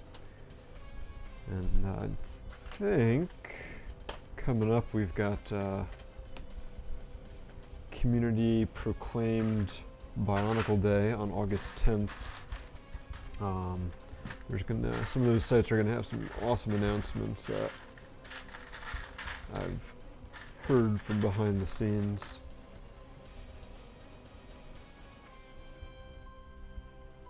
So something to look forward to in a couple of weeks. I saw one thing already, and I got to play around with a little bit, and almost ruined my productivity for that day. I think it's going to be a pretty awesome thing that they're adding.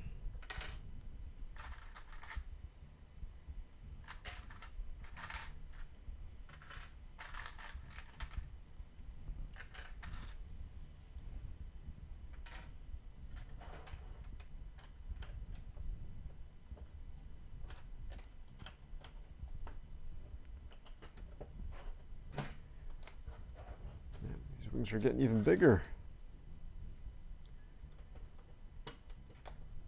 I almost wish it was kind of modeled after the concept art where the wings were a little stubbier. Where's the UCS Star Wars Rebels TIE Fighter? There's a niche market.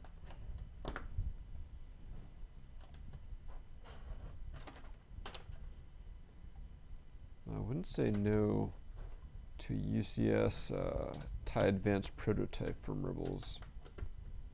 Or for like a UCS Ghost for that matter. I know fans have made some of those and they've been pretty sweet. Still have to build my original Ghost set at some point. That'll be a stream one of these days.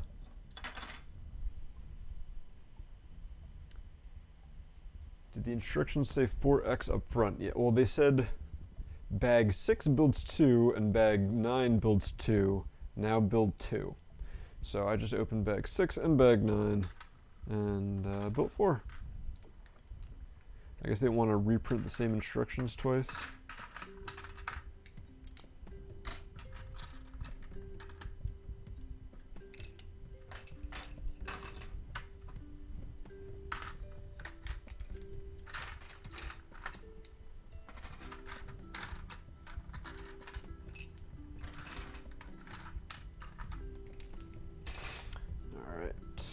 I think I'm at the point where I can combine some trays and save some space.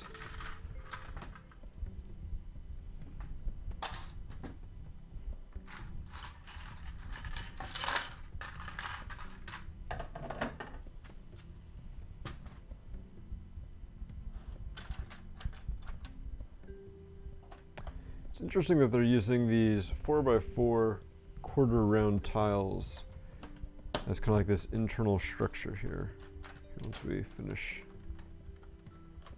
this step, where's the start? I'll pick one of these up and kind of show it off a little bit.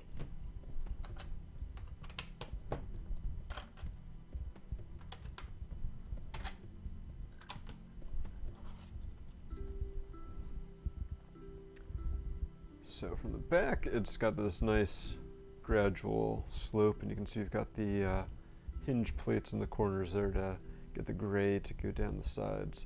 But it's really interesting that they chose to use these, I guess because it gives it the most surface area, most studs connecting without overlapping this edge. Or they could have done like, if they had used like a 2x4 plate here, it would have overlapped and like bumped out a little bit. So I guess that's probably why they went with the 4x4 curves. So it's kind of a cool thing to notice.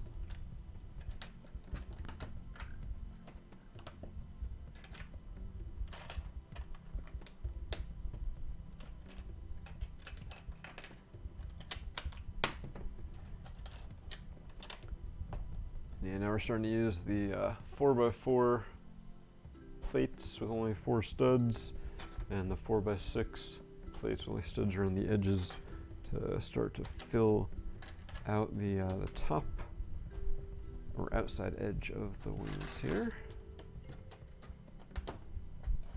Although we're not going to fill in the entire outside edge in these bags. We'll have to wait for the next ones to do that.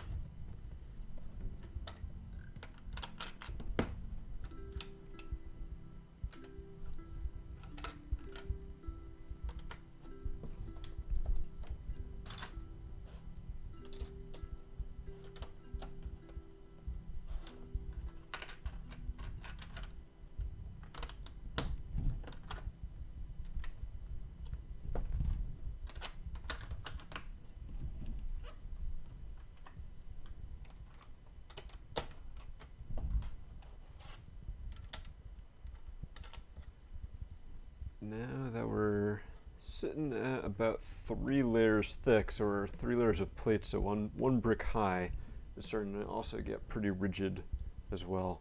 Not down here, but at the top here, it's pretty sturdy. And it's definitely important as you're building this to make sure you're pushing down, because you won't have any gaps in the middle, otherwise your wings are going to be like a little wobbly at the end. And you know, you don't want a TIE fighter with wobbly wings. No one wants that.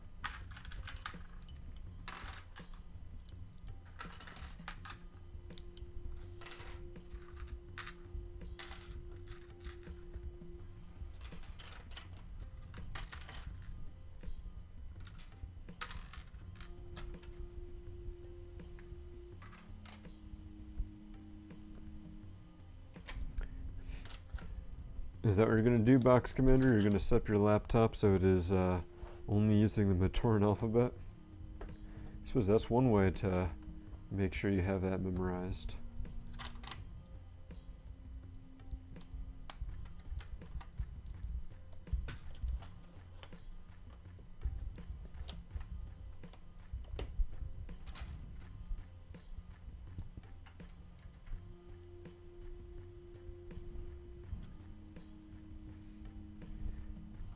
Your system font set itself to Gunship Italic. I don't even know what kind of font that is. I don't think I've ever heard of it before.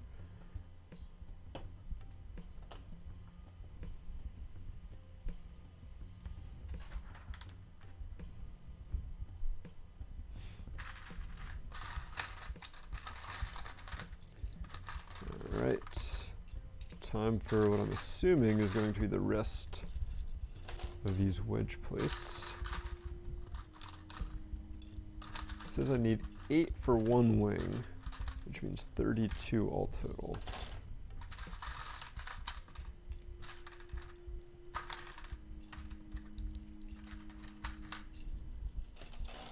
Alright, and that just leaves us with 1x8 plates and tiles left there, so we're just going to combine them. And if there are any leftover wedge plates, we'll deal with that later.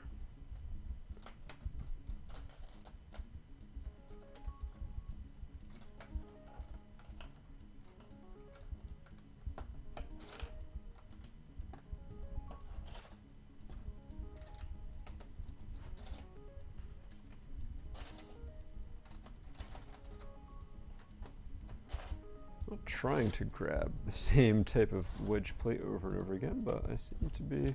Oh, there we go. There's the other side. Did a good job of it. And I jinxed myself.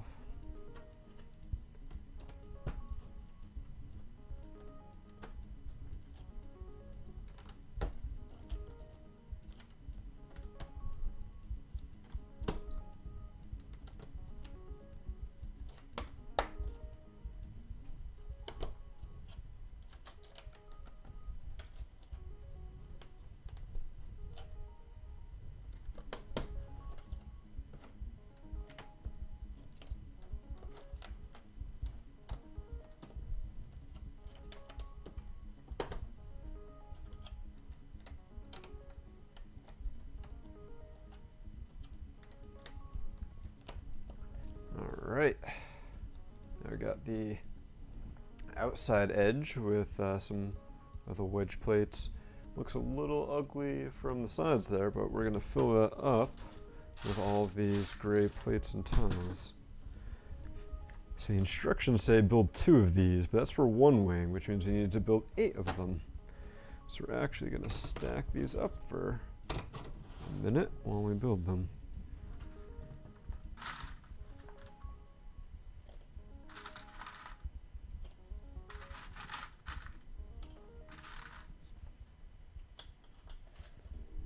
Alright, I think I'm just going to have to sort out these plates and tiles here.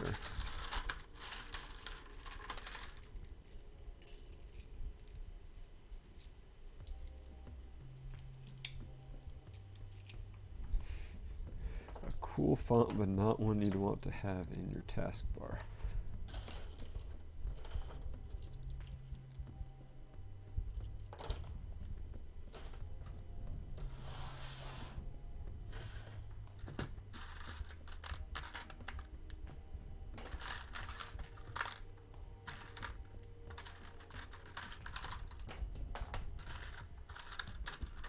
There's a lot of cool fonts that do not have good, like, quick readability.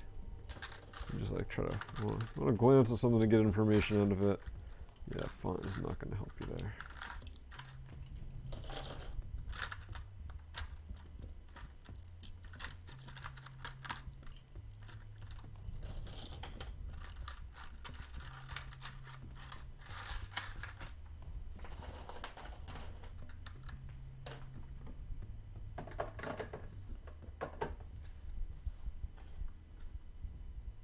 Alright, now to make 8 of these things.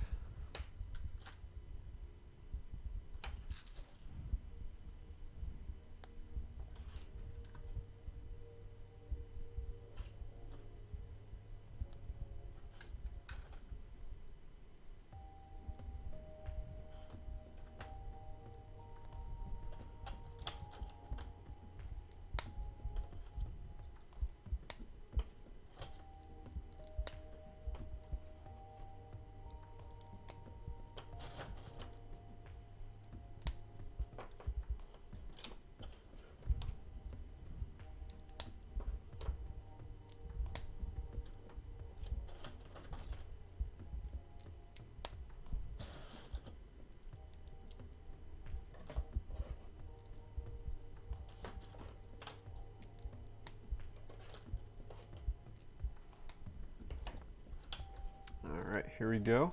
Most boring part of the build so far. Only took a little under 2 hours to get there.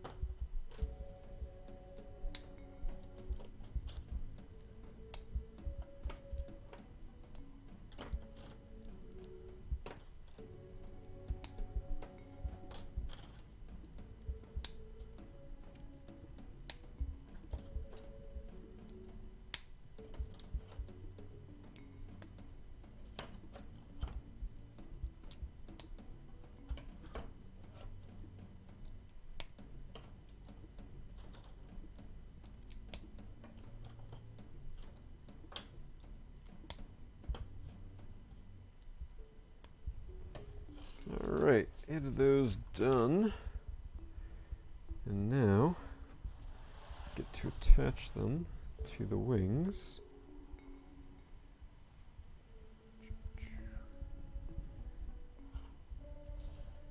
See if I can do this while they're still stacked.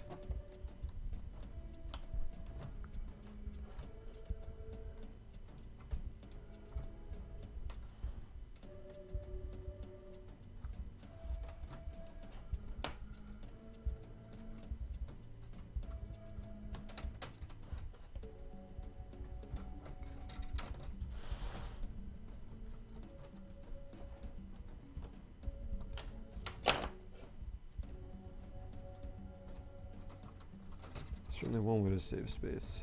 Probably taking maybe a little longer to do this way, but not too much longer.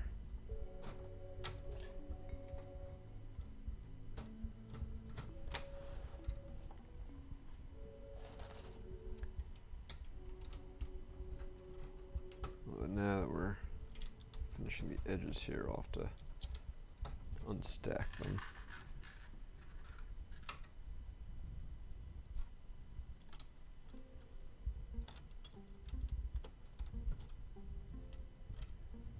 Alright, certainly coming together now. Let's see.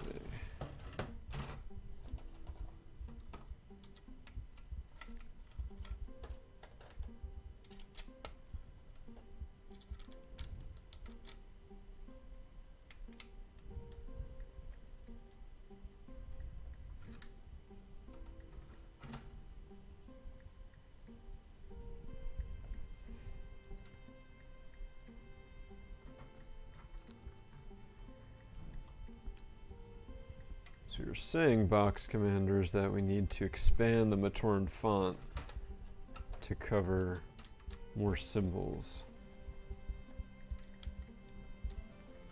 Should talk to TTV about that, have a contest for it, and then get Greg to make it canon. I think this is foolproof. Couldn't possibly be any controversy in any contest done about making things canon.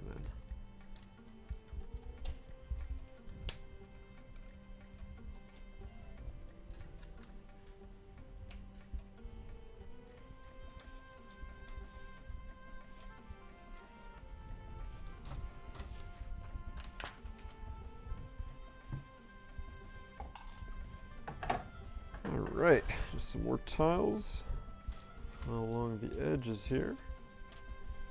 This will be easier to do like this.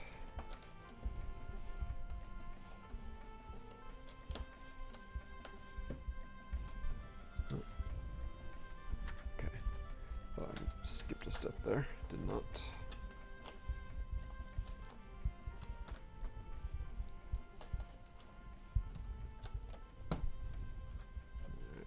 One.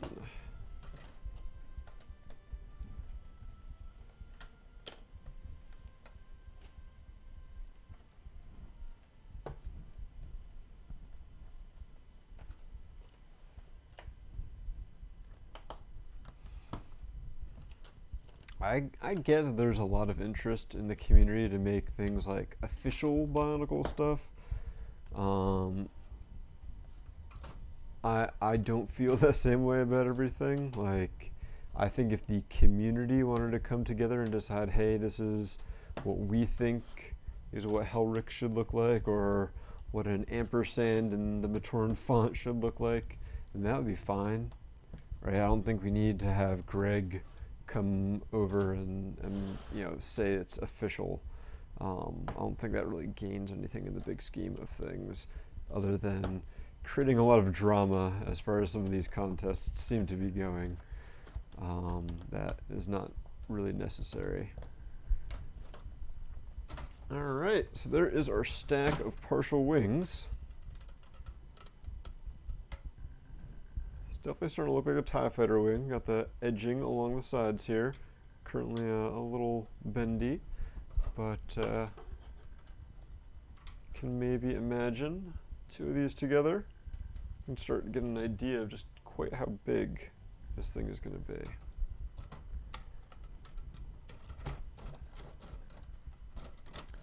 Alright, now it looks like I need to put these off to the side as I work on the next part of the wings. So, Dollar, kind of answering your question about did it say build 4?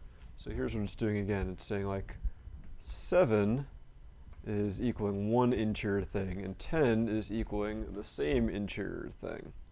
So they have so before it was 6 and 9, and it was saying like 6 builds 2 of these, and 9 builds 2 of the same thing. So we're going to be opening now bags 7 and 10, which are going to have the same parts, and build some internal structure of the wings.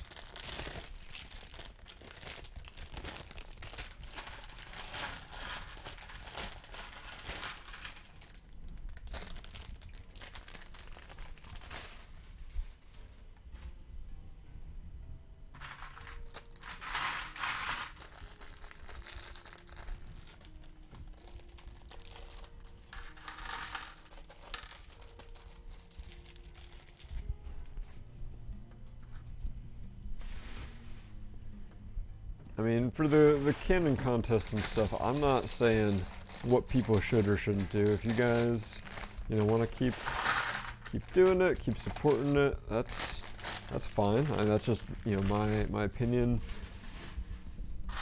If the TTV guys ask us to like share any info about the contests and stuff that they're doing, we're gonna go right ahead and do that. No issues there. No issues with anyone in the community. Just not the way that I would have done it, but then again, I'm not really as invested in some of the Bionicle lore as some people are. So I completely understand like the want to do it. It just seems like it's adding a lot more drama maybe than it had to.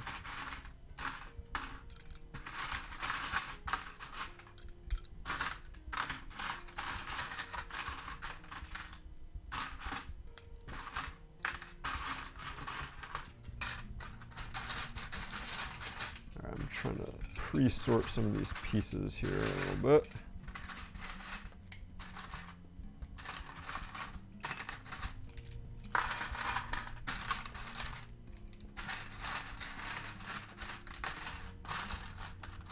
This is basically just like a whole bunch of plates and tiles here. Mainly plates this time around.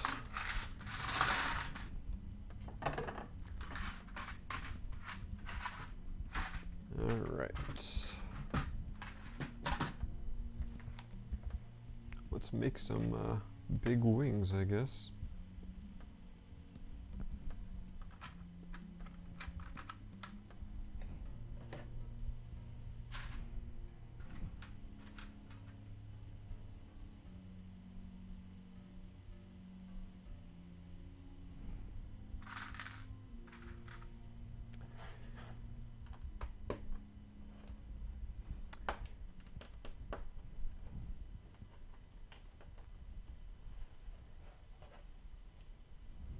that does sound right, Dollar, as far as your math goes. Yeah, it took 5 bags to make the cockpit. And then bags number 12 look like they are the stand.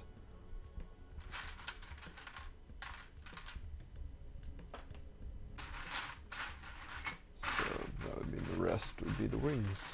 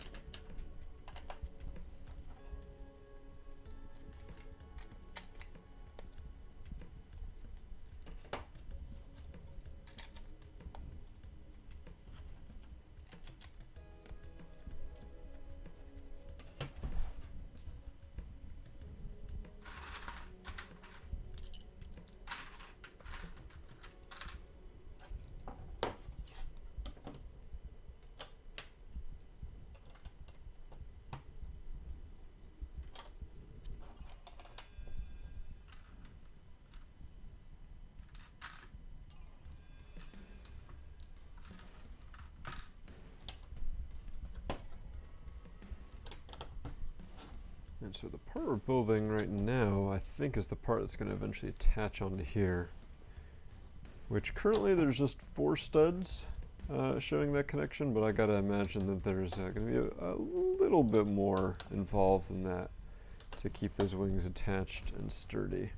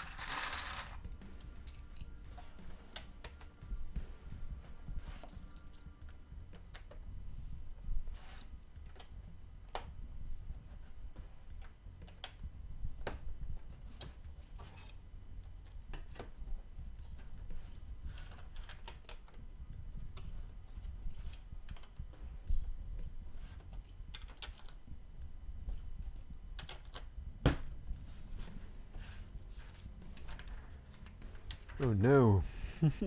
I was hoping by the instructions that we're going to build the whole center thing on their own and then attach it to these, but that is not the case. So we are about to get some pair of giant wings here. Figure out where to throw that cockpit. Guess we'll do it one at a time. So this is going like that.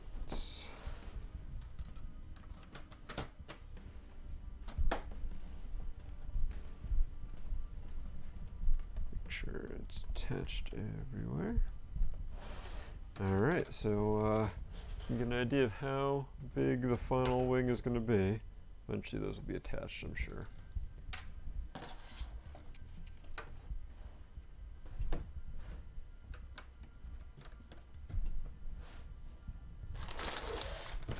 Alright, I think I can move these other bags out of the way here.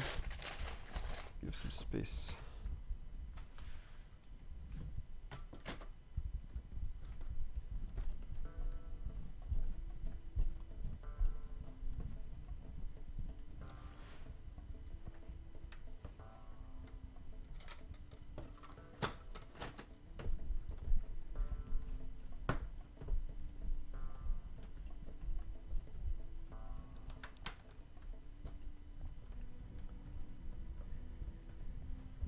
just imagine, like, with how much space this is taking up, building, you know, the UCS Millennium Falcon or the Star Destroyer.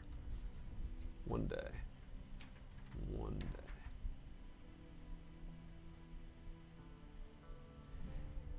day. Using an Eternal alphabet on Discord now. Interesting. Alright, so you can see you kind of moved the little borders out a little bit. And I guess we're going to start locking them in. So we've got these 2 by, what are they? 4, 6, 8, 10, 2 by 12s. We're putting a jumper plate on the hole on the inside here to help with the alignment.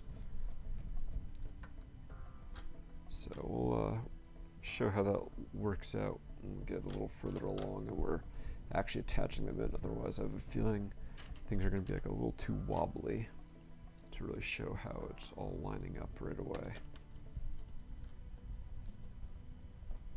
And something right there is not working out. I'll fix that in a sec.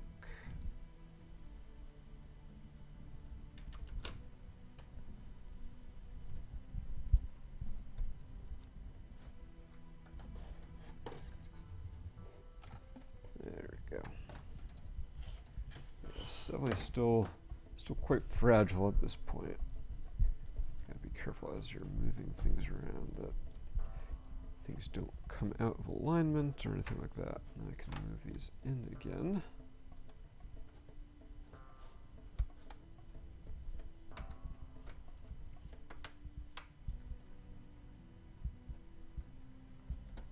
Alright, let's see if we're sturdy enough. So on our little border pieces, you can see we left like a little bit of a notch. There's no tile or anything there, but it's enough that it can just kind of go on the edge of this plate and kind of slides in there.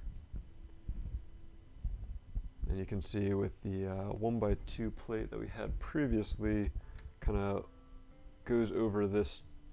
This was actually a minifig stand here, and kind of gives it that a little bit of structure there, so it can't wiggle when it's like that.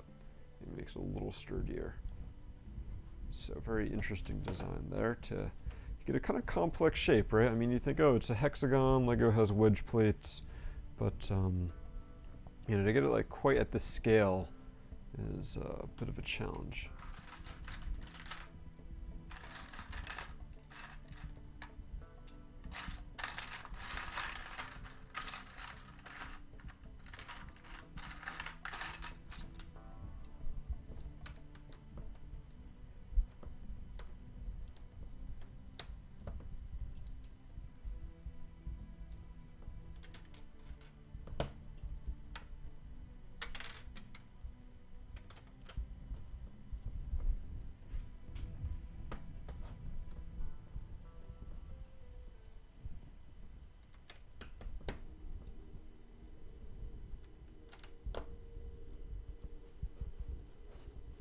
Oh, and that's interesting. Okay, I did not realize that was happening. We'll show that off in the last one we do here. So we're putting these 1x4 wedge plates in to finish the edge. But the other thing that this stud is doing, like right now this can still kind of go in and out, but the way that is lined up, that stud right there is actually going into this hole on the back of the wedge plate. So once we put this in, that locks this in place. So now I can hold it by that edge that just a second ago was kind of flopping around, and now it is locked in there. And the whole wing as a whole is now much sturdier. Still not completely sturdy, but we still have like a whole nother layer of parts to put on these.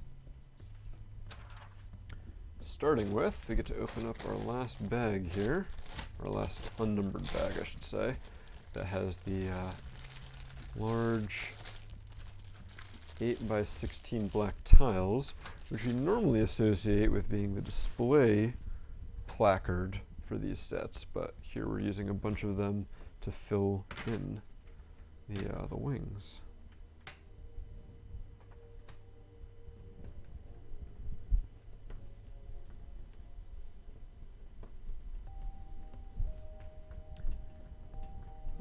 connection points on these tiles with the structure here. So you gotta make sure you're pressing down on them, like along the edges and in the middle. Get them snapped in everywhere. That's definitely going to add a lot of rigidity once we get all 4 of these on here.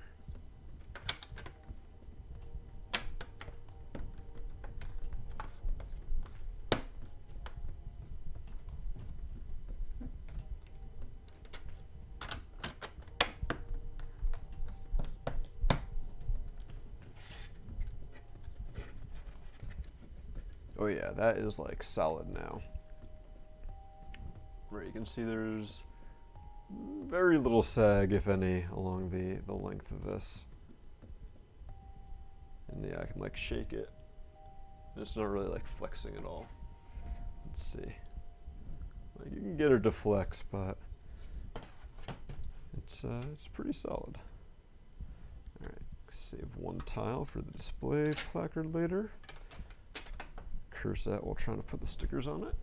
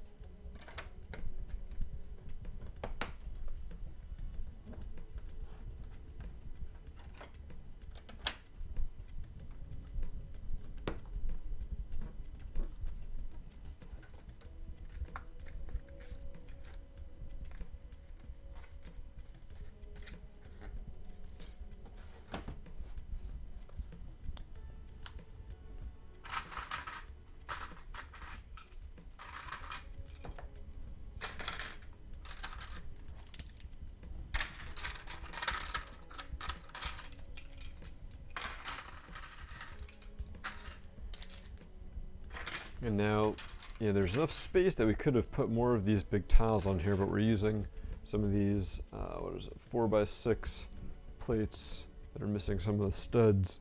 And that I think is going to help when we attach the kind of cross supports that are mainly going to be aesthetic here, but they're going to need something to attach onto.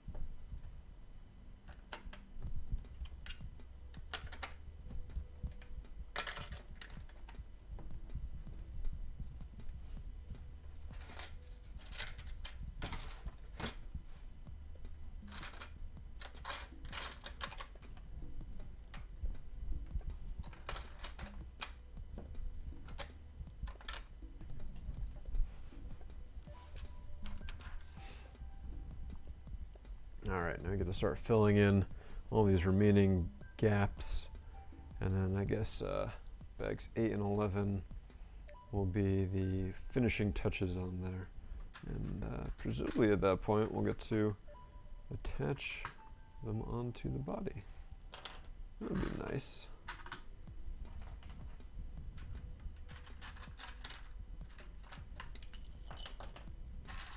Yeah, once we're done with these parts here, we'll be doing another giveaway. I think we'll jump over to the second style guide we've got and look at that a little bit. I want to make sure we give both style guides a little bit of time to shine.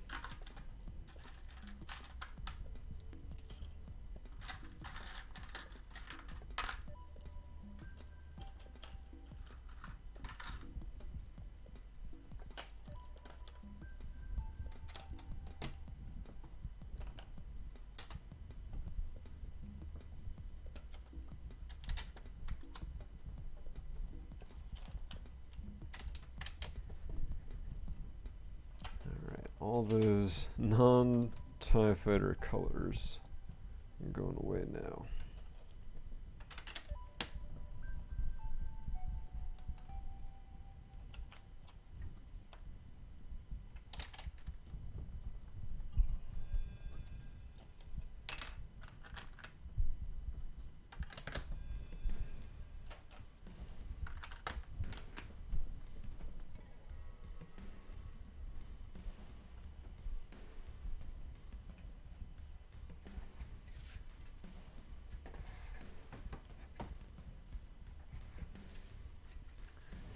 Boxman, are you saying that you play World of Warcraft using the Matoran alphabet?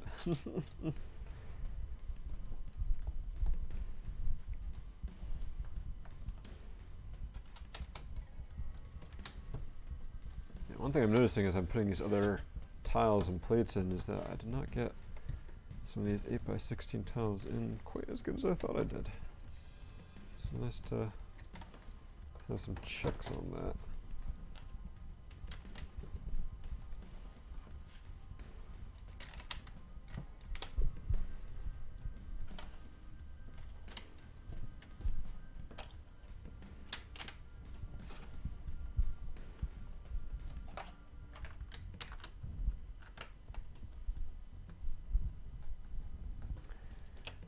I'm just saying you can is not the same as saying that you actually have done it, though.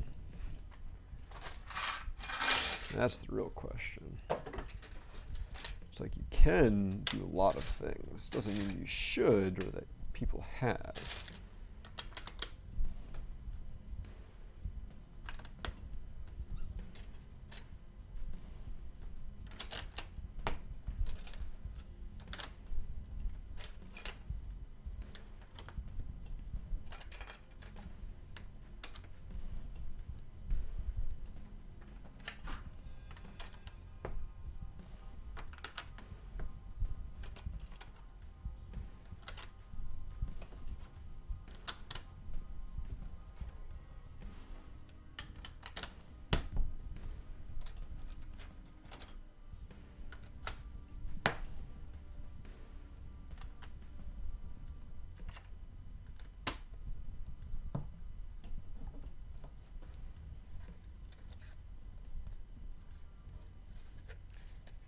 Yeah, now it's definitely a good opportunity to make sure you've got all the large tiles firmly in place here.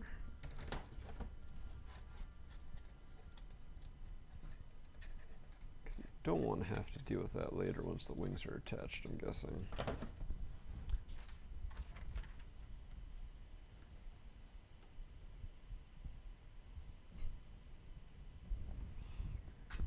You know, for as cheap as storage is, it I think is even easier these days to run out of it. I definitely know the pain you guys are talking about there.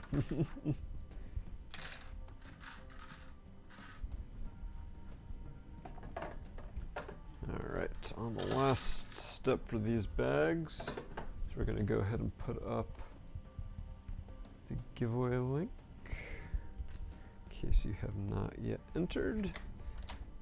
Again, if you have entered, you do not need to enter again. You are all set for the entire stream.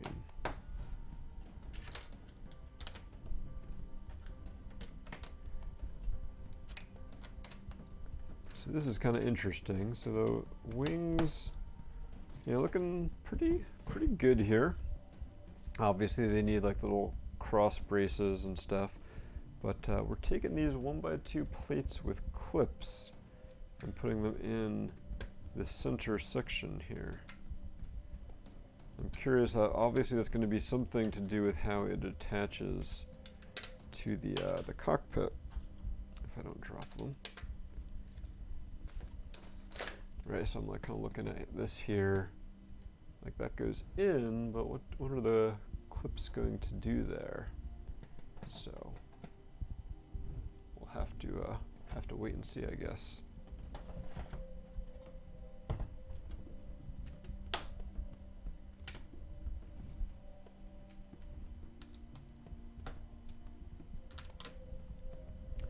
All right, so let's take a look at our our 2009 style guide. Comes in this nice plastic binder, a little 2-ring binder, which kind of makes this easier than the other one, so we can pop things out here and take a look there at some of the stuff. Introduction, logos, legal lines, typography, which is misspelled, Bionicle story, the location, all sorts of different things here. So yeah, this one has some interesting artwork on it here because it gets into like the lifestyle aspect of it, where you know there are all the Bionicle branded merchandise. They got like a basketball and pants and like sweatshirts and hats and stuff. Talks about the target age, product target age, communication target group, the media target group. So 6 to 12-year-old boys. Yeah, I don't think I was ever in that target group while Bionicle was released. So the Bionicle logo here, and of course the Unity Duty Destiny symbol. So this is interesting. So this is kind of explaining some of how things should be used. So the branding hierarchy of the Bionicle universe should be followed at all times. Some exceptions are made with regards to sub-brand logos. Follow the special guidelines for those. Brand Bionicle produced by Lego, sub-brand, name of the characters, location.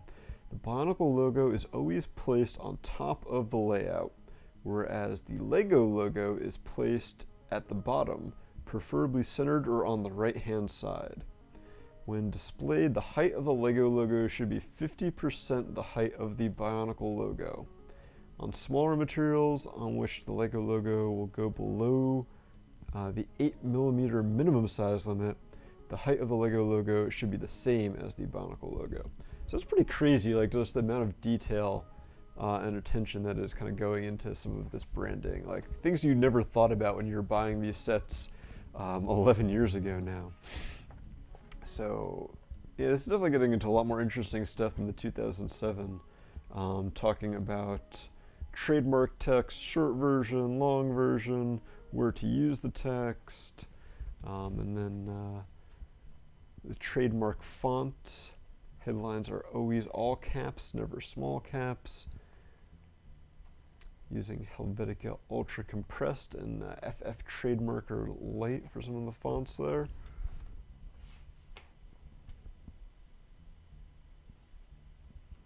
Where did I get this? This was donated to BZPower by a former Lego employee. So they donated a bunch of stuff to us from their past Bionicle collection, and so we're now spreading it by raffling some of them off, and we'll be using lots of giveaways, doing lots of giveaways over the next few years to offload all this stuff. So going into the story a little bit, where 2008 wrapped up, where 2009 is entering. First half of the year, second half of the year, of course, the Legend Reborn was the big thing in 2009. Toa Matanui, talking about Bara Magna. Curious, I didn't actually read the second half there. Does it talk about the giant robot?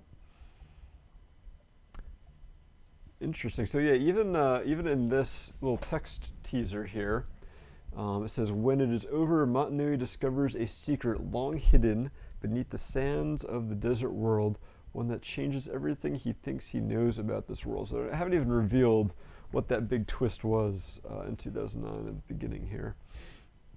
Although obviously, you know, looking back now, we can look at this artwork which was available back in the day. It's like, oh yeah, there's the robot.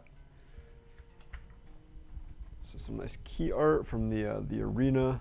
Man, I played so much Glatorian Arena back in the day when that came out.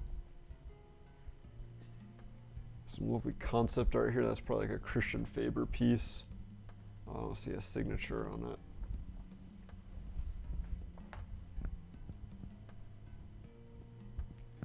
So we got the Glatorian, some of their key art, that lovely logo there with the Thornax on it. pretty sweet. 6 elements of Bar Magna. Tribes of the Arena. Got some cool logos there, which kind of hints at some of the other stuff coming down the line. Again, some more information with the hierarchy and how you use the logos. How these actually ever exist? This is pretty cool. I remember a Vorox backpack with Thornax as the zipper pulls. I feel like some of these are more high concept than things that actually existed. Some Skiermix accessories. Are those supposed to be like boxer shorts right there? That's some pretty crazy concepts that I don't think ever saw the light of day. The packaging design principle, so how you package things, that's pretty crazy. Just a little detail there.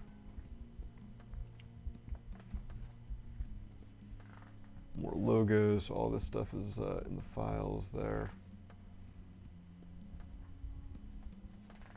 So this is kind of just a file listing at this point of everything that's on the discs that were included in here. General rules for the trademarks, some general Lego logo things. Some incorrect uses, so these are how you don't do the Lego logo.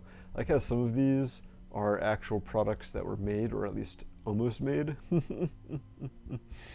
So that's interesting way to do it.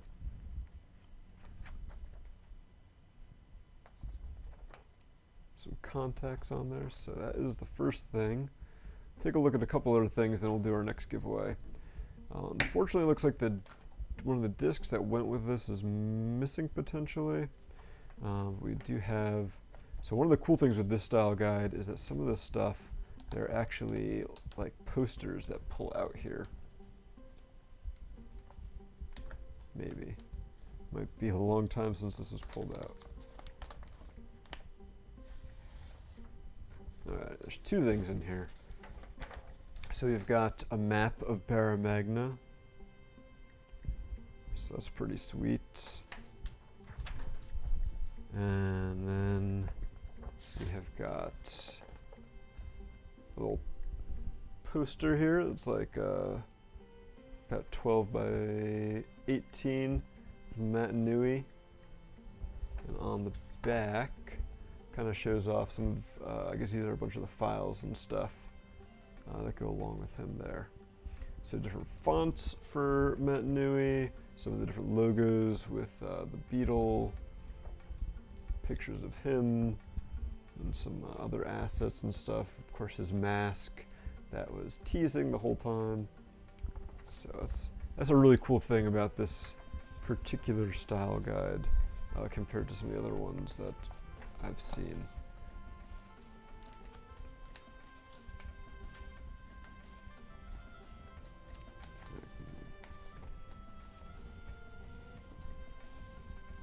So I think the rest of it, okay, no, so it does have the disc. So yes, so it still has the disc with everything from the beginning part here.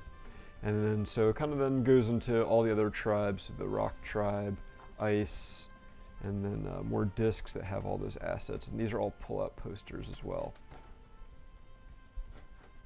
So lots of cool stuff in here. Definitely pretty fancy.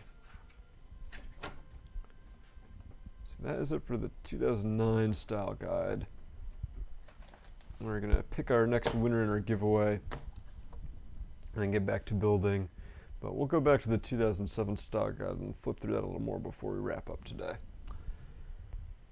All right, put that back up there.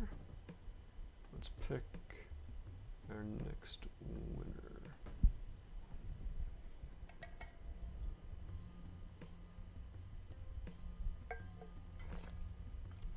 Makuta LaRocca, congratulations. You have won an Elite TIE Fighter Pilot buildable figure. You know the drill. We'll be getting in touch. We'll get you that prize. Alright, so yes, we're going on to our last, well, not our very last, but two of our last bags. Our last bags that are going to build the wings. 8 and 11 here should be pretty much identical.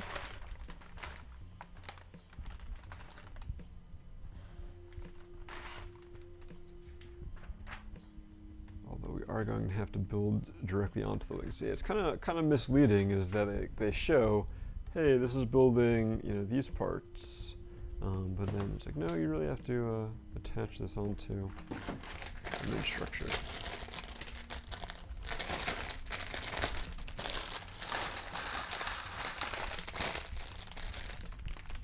Yeah, of course, Dollar. That's what we're here for, is to share this stuff with the community.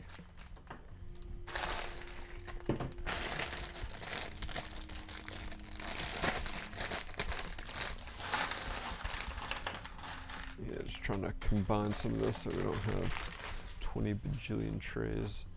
Might have not been the best idea. Hopefully we can still find parts that we need.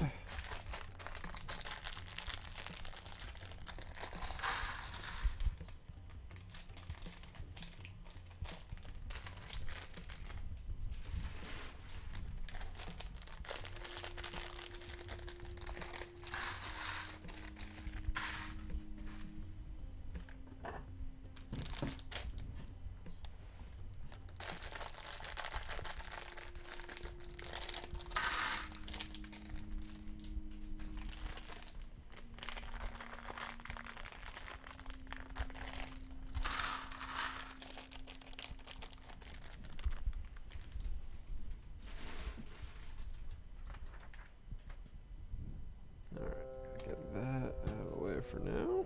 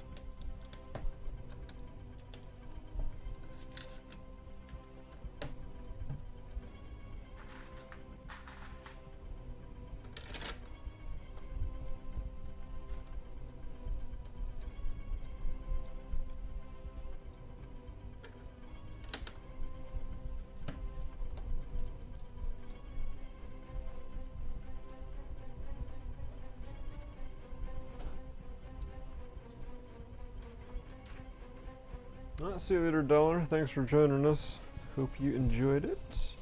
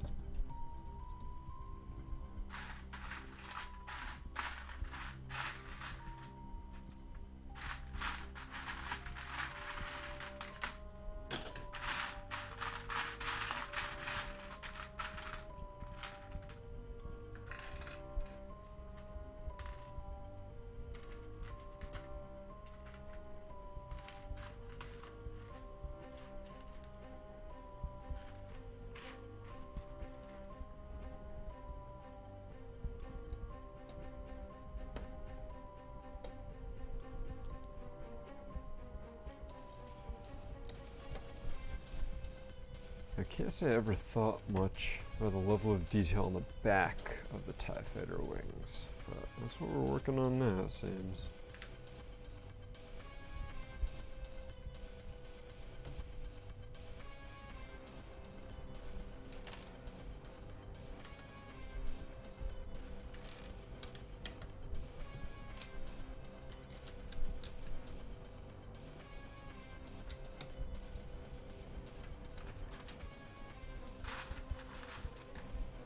This is a cool piece. We're not gonna be quite getting to them yet. These are going on the outside, but they're old. I want to say like the monorail tracks is what they were part of, or there's one of the old trains.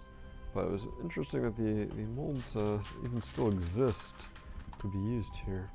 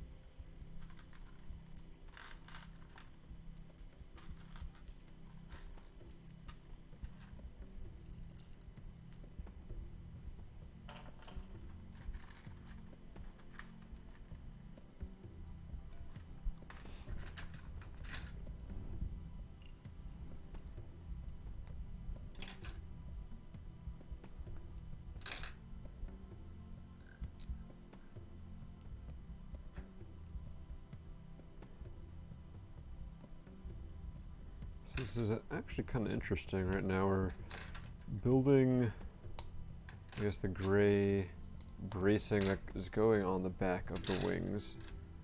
Right, it's going to go from the center out to each of the corners. And it has to attach on like the, I haven't done quite all the math, but it's an even amount of studs, but this has to be centered along them. So it's going to be some interesting techniques here with some jumper plates and tiles to go into the spaces on the back of these big plates to line up properly.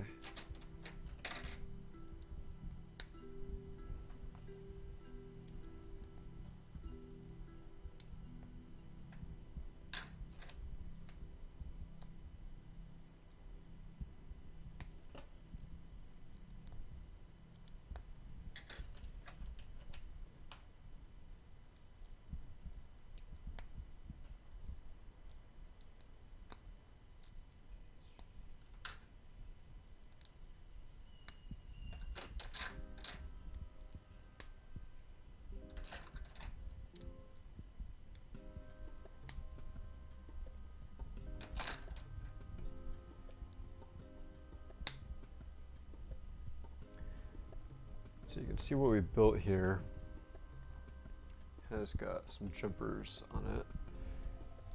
And those are going to go in the holes in the back of these plates.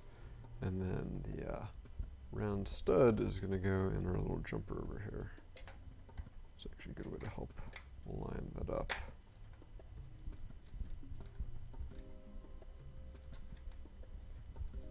Just do it 3 more times.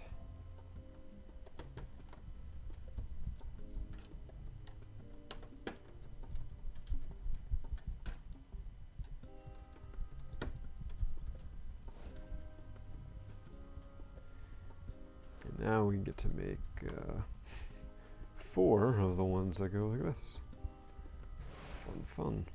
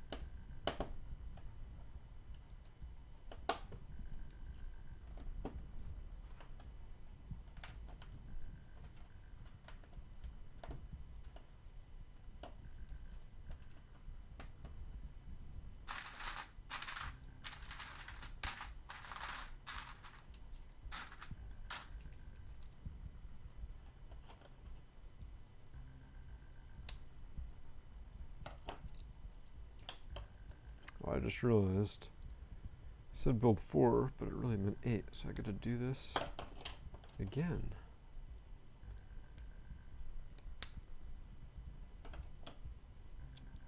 I know math good. Alright, there's 4.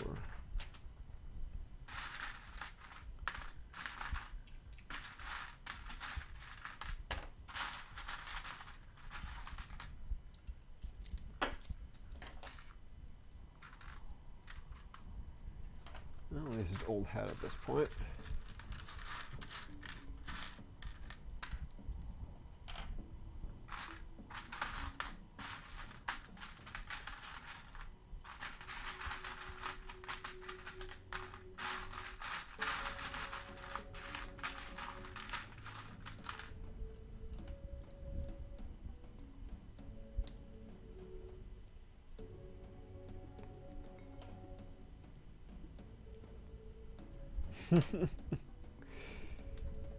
You're really going down a dark path there, Box Commander.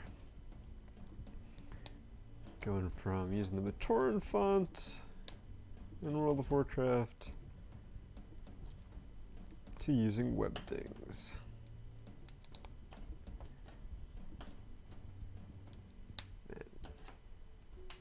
Do we even need to have that font anymore? Like, hasn't it served its purpose?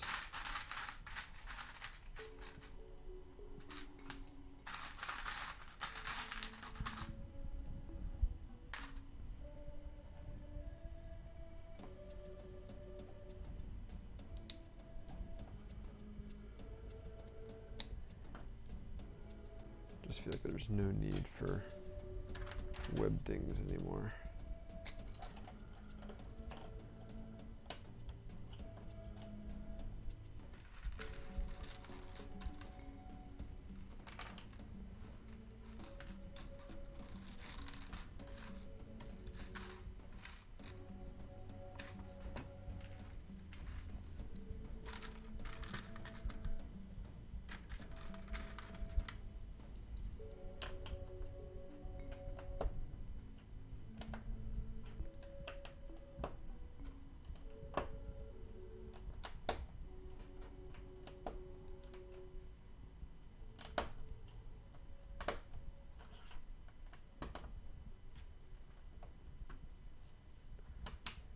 Alright, now that I made another 4 of these,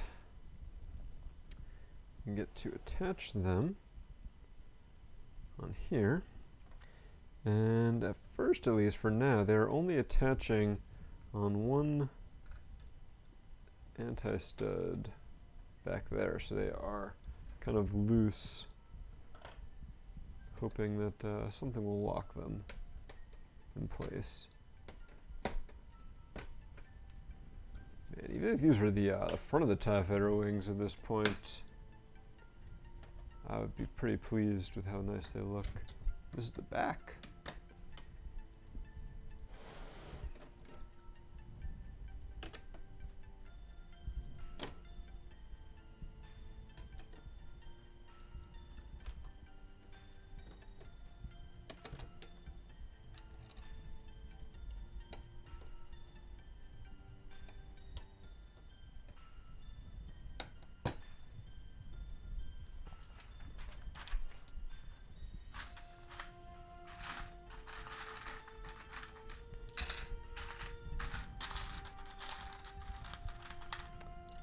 Now at least we're connecting them a little more thoroughly with some plates here.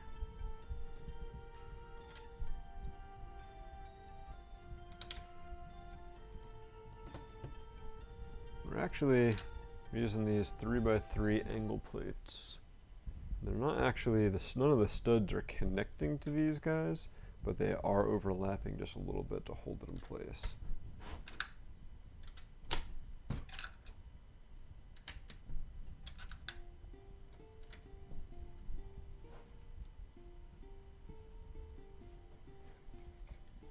Hoping we do something to lock that in place, but we might not be.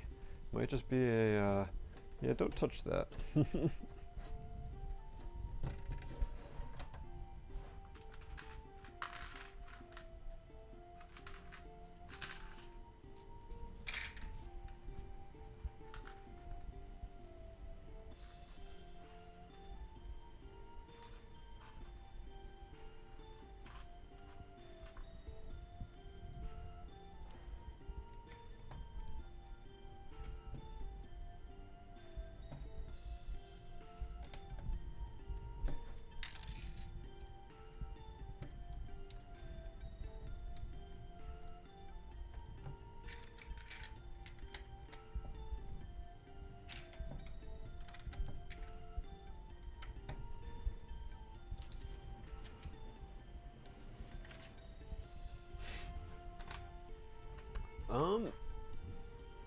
You know BFA home? Yeah, Box Commander confirms that is correct. We do have some battle droid arms that are gonna, I think, lock them in place, like you were saying.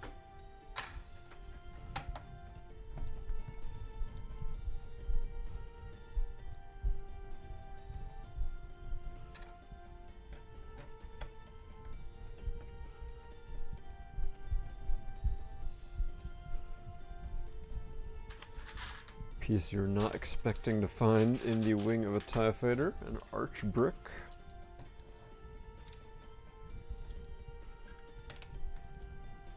I think, like, at least for me, you look at the TIE Fighter and like the wings look thin, like you know they've got to have some mass and structure to them.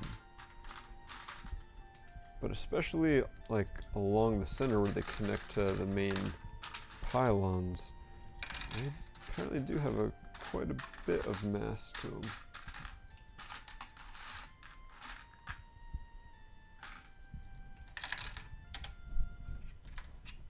bumping out a good bit.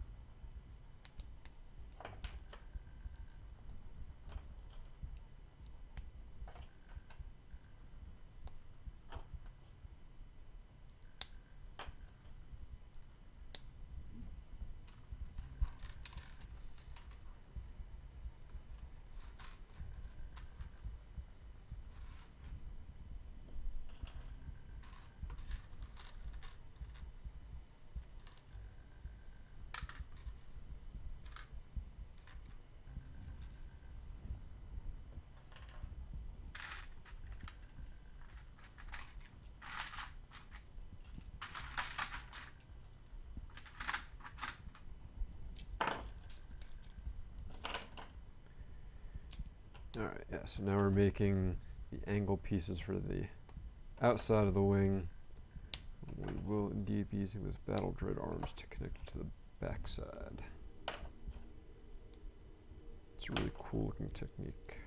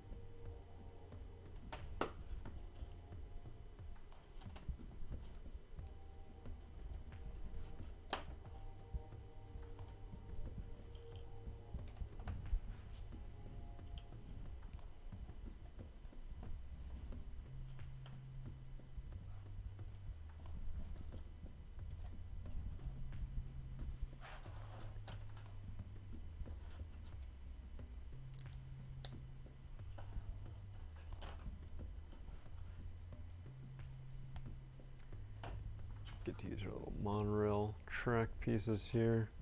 The outside gives it some nice texture with those little gear teeth on it.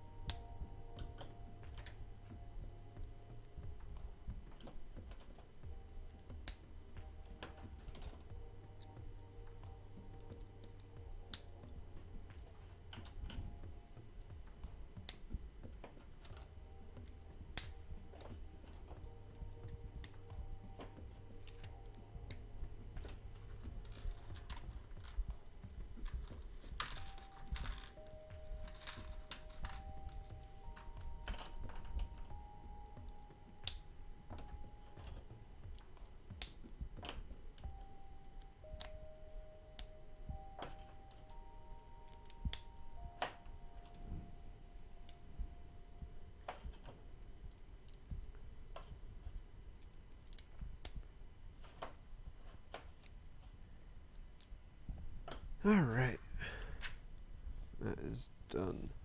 So yes, As was guessed by BFA Helmet and Box Commander, you clip a little battle droid arm in there, fold this down, and attach it on there. And so that locks this in place on that side and on that side.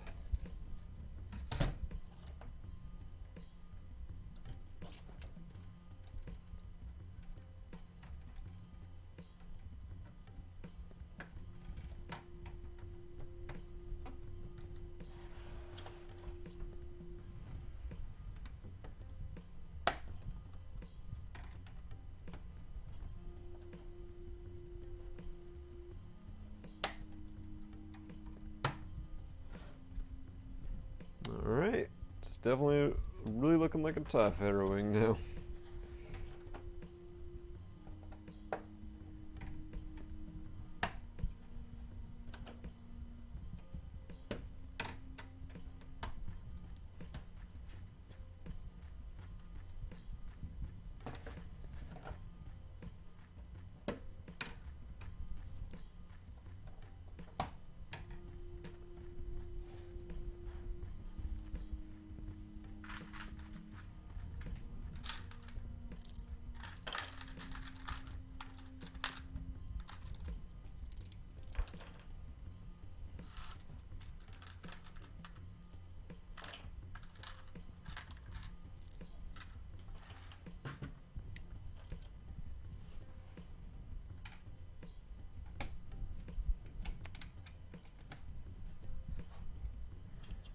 Surprisingly, somehow, even with like all that, these are still very solid, and like I can push down on them to attach these plates and they are not going anywhere.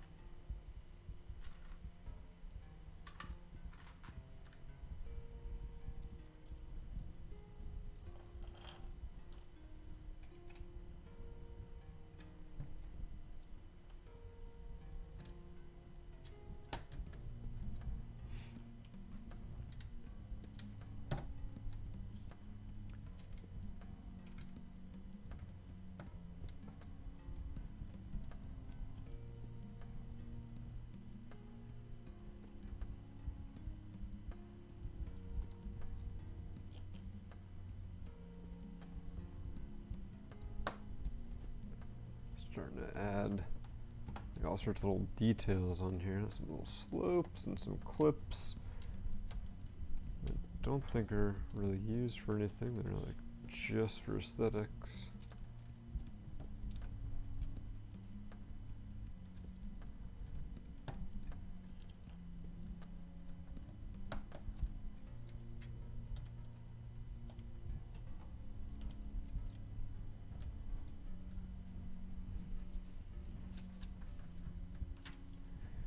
Hurting your fingers when you push down on them.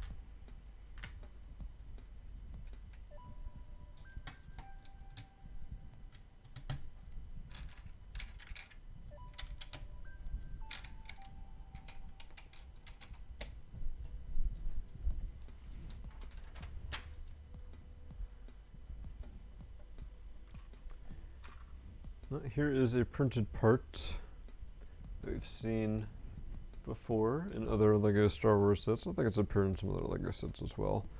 But now it's kind of really at the proper scale, I guess, for the wings here.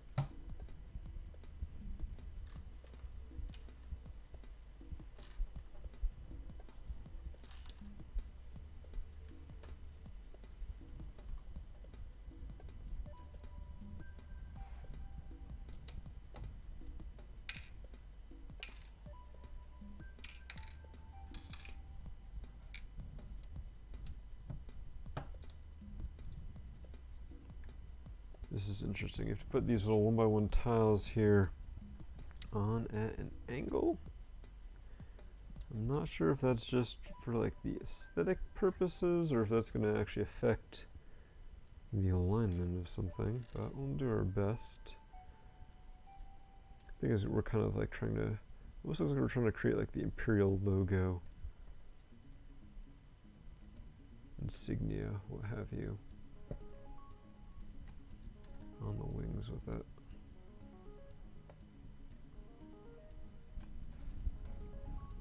So there you can see 4 of those tiles are on an angle there. Nice little touch.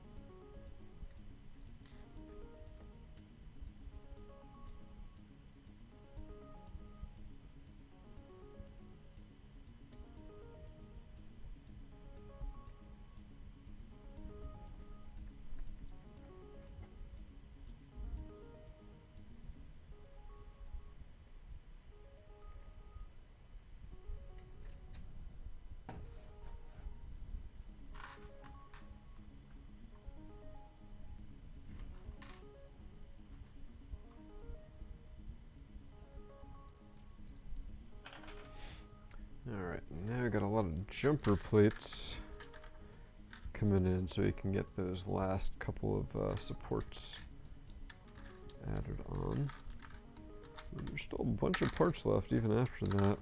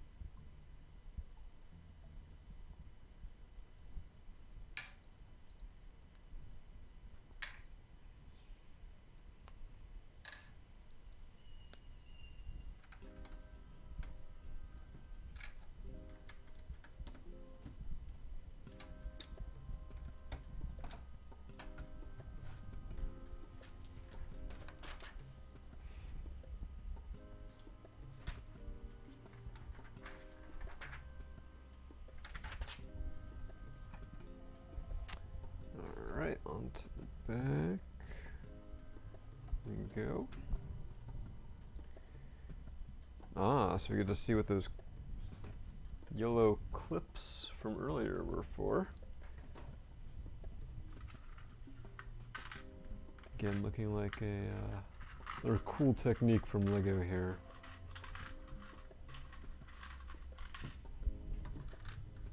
That I know at least I did not see coming.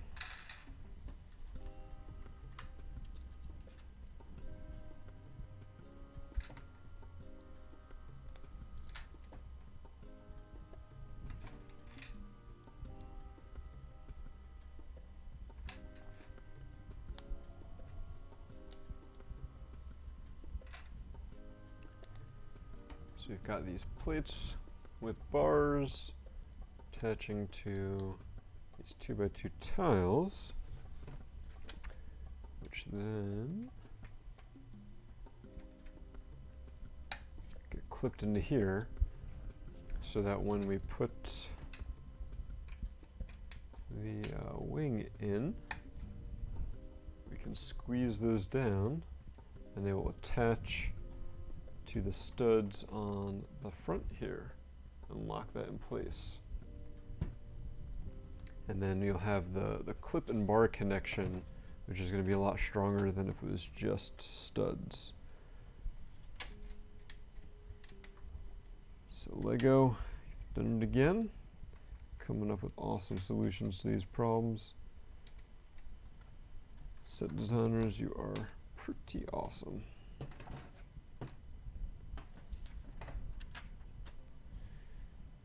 All right, and now it is time.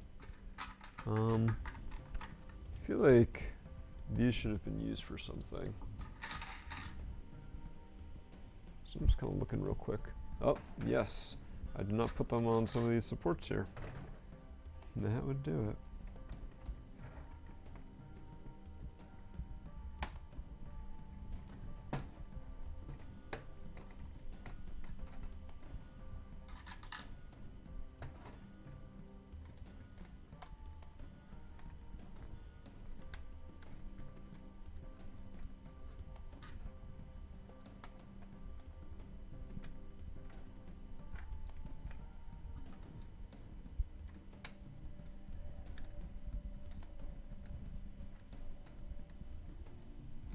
All right, now we get to attach the wings.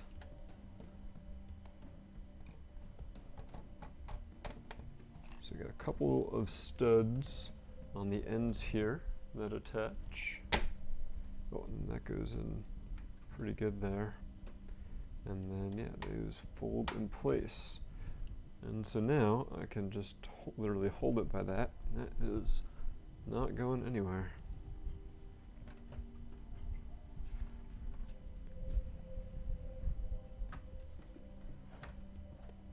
Oh, and there's a little bit more to build to kind of cover up some of the gaps in here.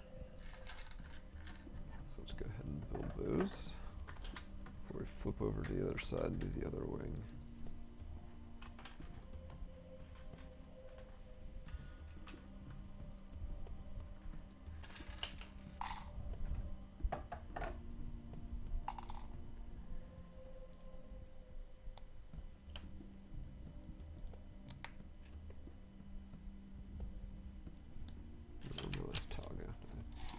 Toss it in here. Nope. Where did you run away to?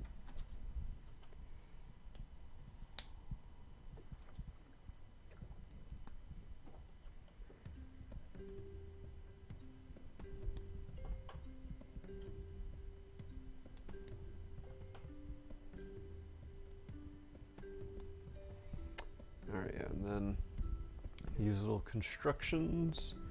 Go into the gap around where we attached those hinge pieces and cover that up so there's no ugly colors or anything showing. And now we get to do the other side.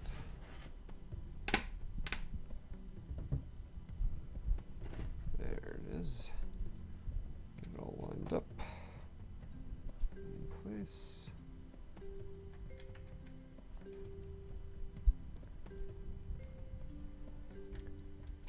not want to think about how much of a pain in the butt that's going to be to ever disassemble. Oh, and there are some stickers that get applied now that you couldn't really do before because they're on parts that are kind of partially covered in here. So this is fun.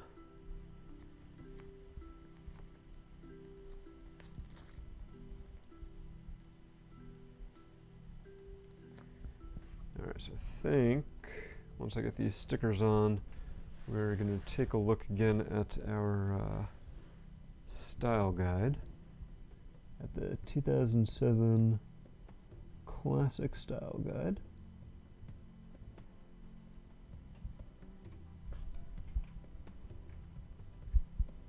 And then we'll look at that for a little bit. Build our stand. Do another giveaway. Maybe look at the style guide again some more. I'm trying to figure out the best way to get in here to get these stickers on.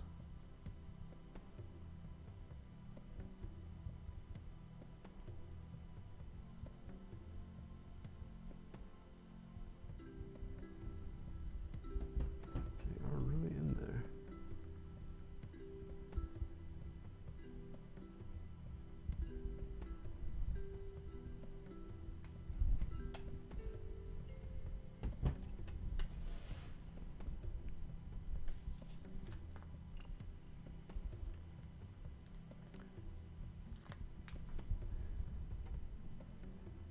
As you can see by me that kind of moving it around, this thing is quite sturdy. Now that all is said and done.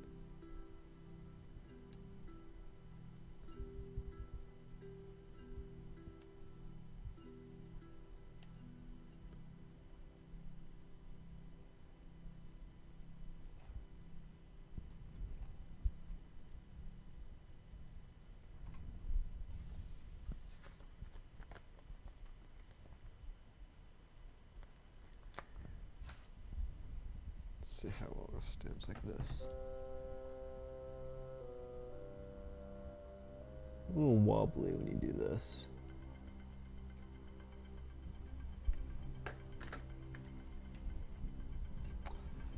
All right, here is our UCS TIE Fighter.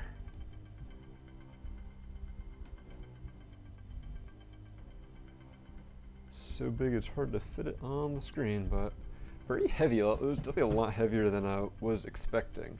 This has got a lot of weight to it, although it is very well balanced, as you would hopefully expect. Very sturdy. You can see it standing here. It'll wiggle a little bit, but this is not going to fall. And cockpit opens there. That's about it for the play features. So. Do still have the stand to build. But before that, got a style guide to look through. So the islands is where we left off in 2007 Classic Style Guide. So we've got Matanui and Metronui, City of Legends, different logo files, some nice key art.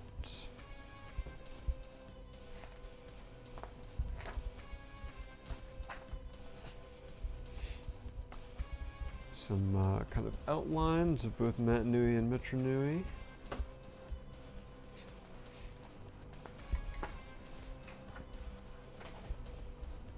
And some nice high quality artwork of islands themselves.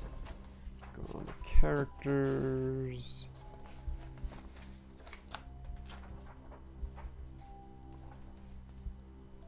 So we got several different versions of Tahu here. They all say Tahu Nuva, even though they're not. So you got original Tahu's key art, Tahu Nuva's key art, then we have the Mask of Light version. And we have him riding his lava board there.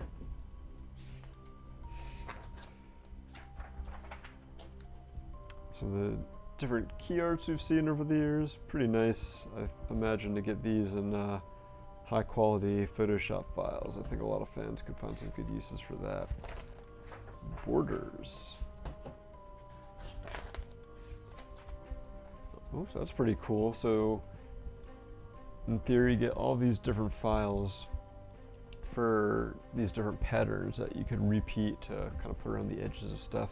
We'll have to use some of those to play around with our Twitch overlays and get some cool Bionicle feel to it. Have like the Nuva Cube symbols. I'm a fan of that one. That one's pretty cool. And one of the individual Toa Nuva Cube symbols. And some different frames. Yeah, this could be super handy.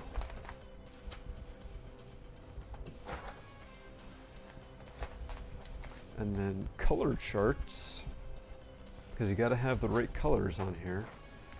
So the Bionicle Classic Style Guide Pantone charts. These are the actual Pantone colors that I guess are used in a lot of the artwork for all of the different characters.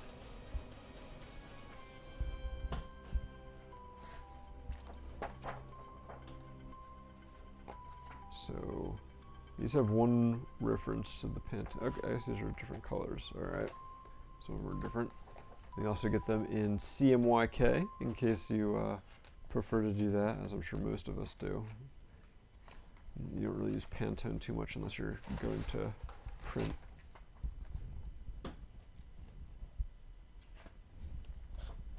Some different patterns that were used. Nothing too fancy there, but potentially useful. More patterns. Alright, let's flip through this until we find something maybe a little more interesting.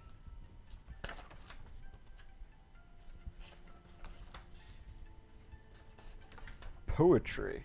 I'm not sure what they mean by poetry, but it looks like it's just some of the kind of like catchphrases and some different typefaces. Toe of Light, join their quest. They must find the mask of power. 6 years, 1 destiny. Where there's shadow, there must be light. All sorts of word marks that I guess were associated with Bionicle. And the Anika poem. And then we have all of those things again in some different typefaces. That's an interesting one.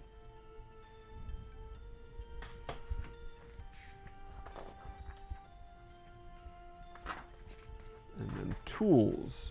So you get some Illustrator images of these. Look like what the Vaki tools here.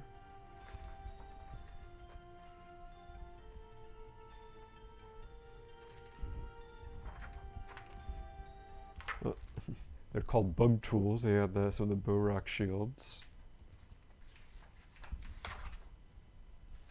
Tunes. Does that mean cartoons? Oh, we can make a Bionicle coloring book with some of these.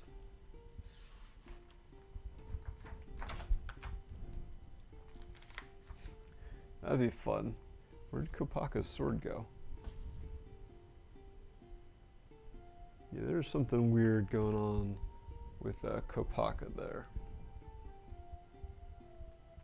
Like things are at weird angles and do not look like they're connected right. Product examples. We all love the edge detect filter. I'm pretty sure none of these probably ever existed, but we've got some flip-flops, some cargo pants, some hoodies. Man, I would rock some of these today, I feel like. Although we know they would have never been made in adult sizes. These were only ever targeted for kids. Well, they do have some coffee mugs. That one actually has some interesting symbols. It's got like one of the bow rock shields on it. Oh, mood boards. All right. Hi, BFA home. So these are the moods they were going for. I think these predate 2007 based on some of the content, because I've seen like Warcraft 3 on here. And some other references to like late 90s, early 2000s.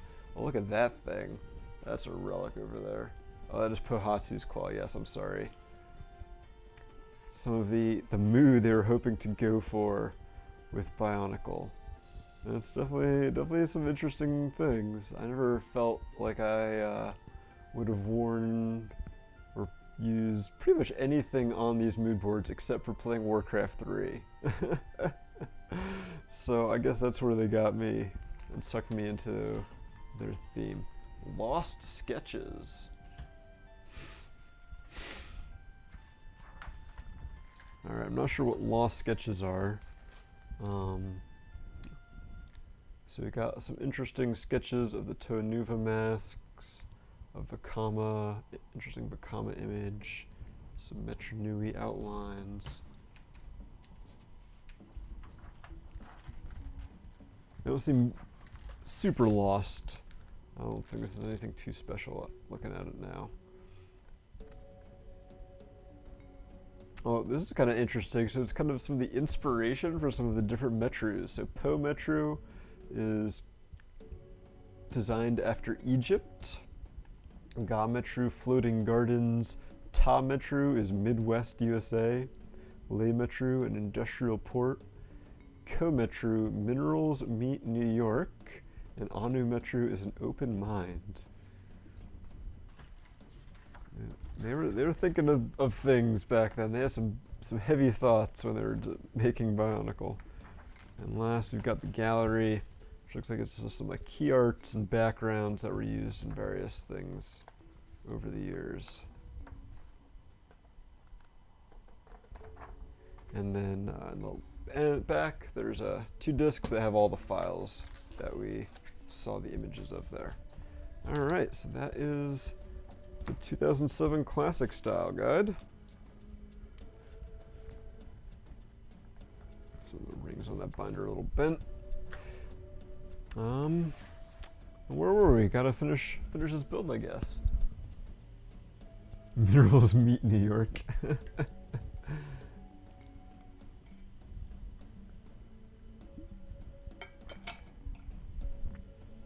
All right. I think before I actually open the bags and build the stand, we're gonna do this pain in the butt sticker because we know it's coming. It can't hide it from us.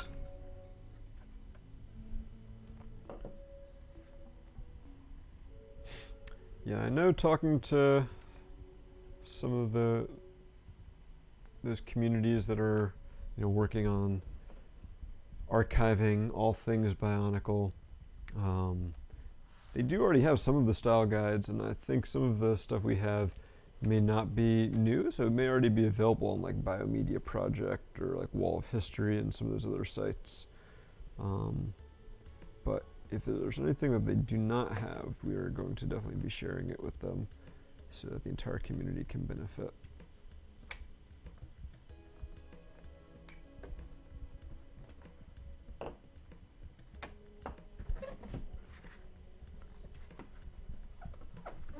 All right, there is our little placard there.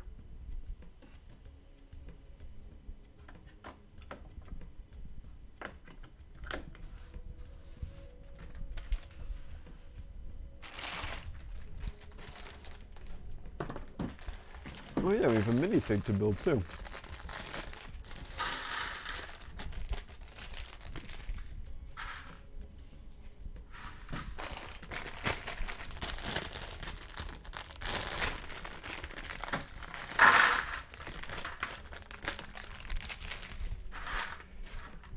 So for the stand, obviously we got a lot of Technic bits. I'm gonna make it nice and strong.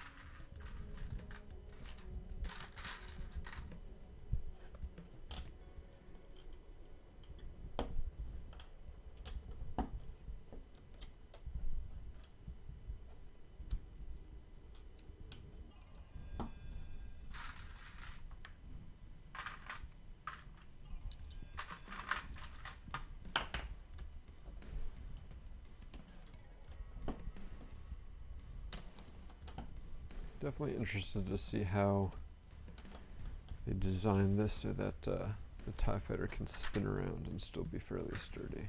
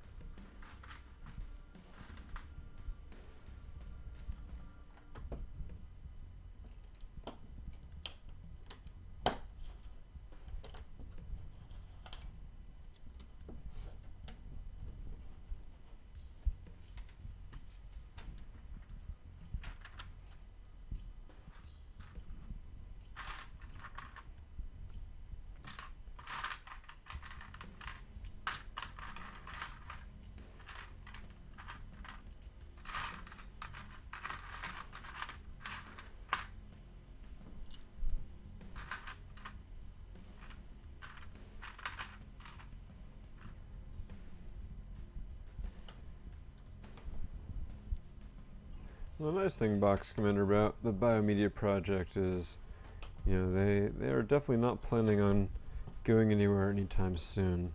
So like, I understand the sentiment of wanting to have all that stuff for yourself, but you know, it's not like you know, the commercial bionicle.com webpage where, you know, they have to take stuff down after a while. Those guys are not planning on going anywhere. And if they were, I'm sure that we would have plenty of notice, and someone else would come in and pick up everything before it permanently disappeared.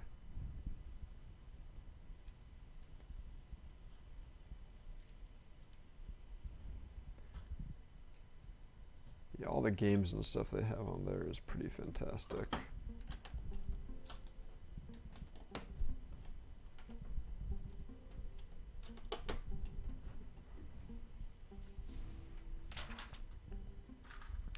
I definitely want to at some point look into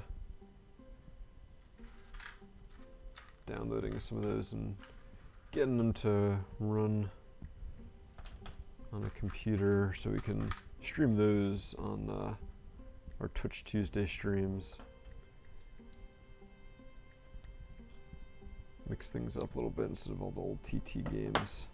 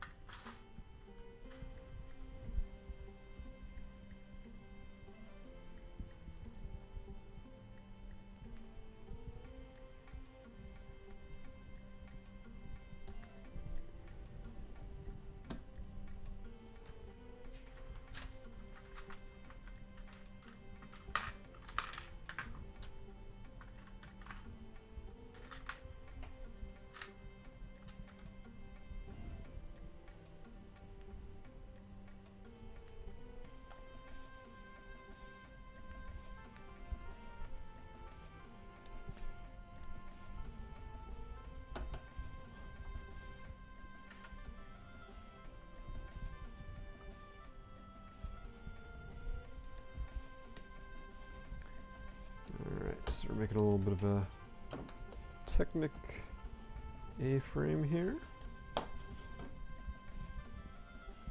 Still needs a little more reinforcement, and I'm sure we'll get there as we go further up.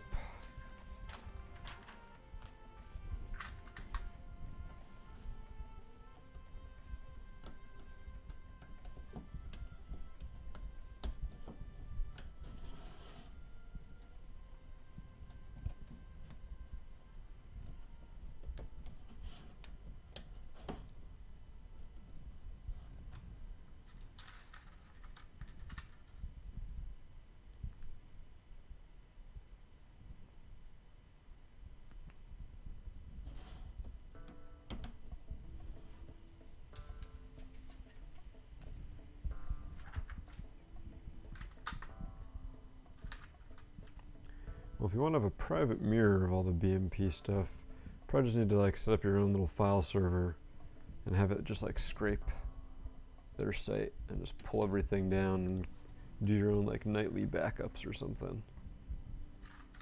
Really wanted to do it.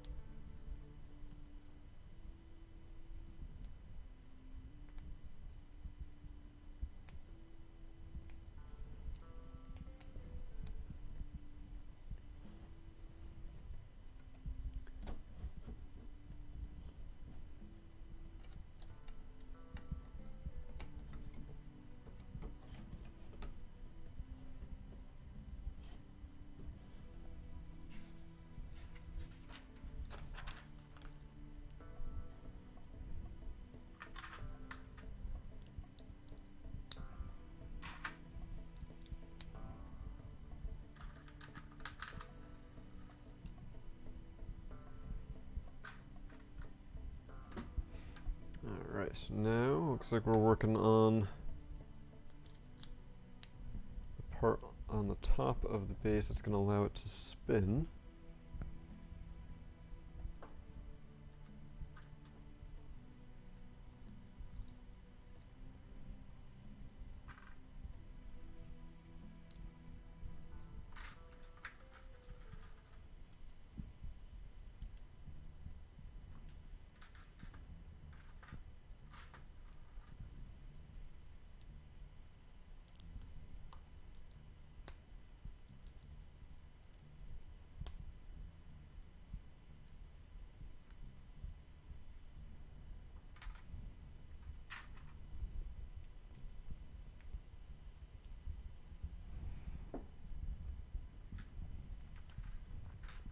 Having a NAS is definitely very useful.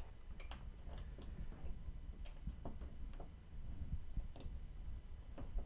don't know if you're planning on using like OpenNAS or something like that. I'm a little bit more lazy than that. I have a Synology one. Makes things a lot simpler, but definitely understand the desire for some people to setting one up on their own. I just don't have the time for that.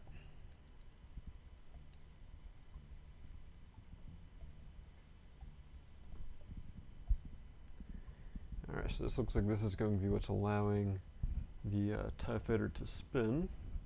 So we've got some tiles here and some more tiles that act as an edge so it can't kind of fall too far off, and then a round brick and a round dome brick. Let's see. Probably show it off more easily now. So this can go in here, and then that will spin around. This still offers a lot of support on there.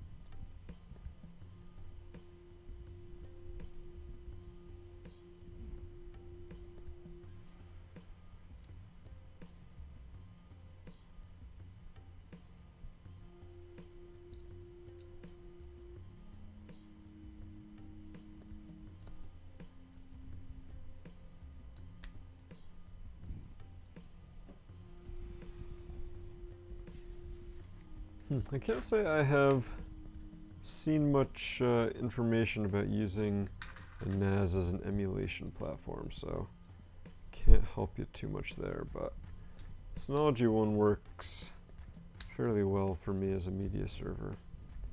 But yeah, definitely do your research for sure.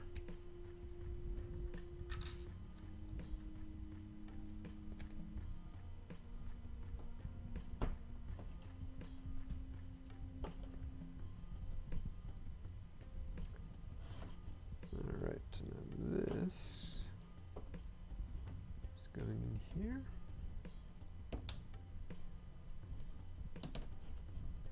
All right, now we're starting to get sturdy. Just a few more Technic beams.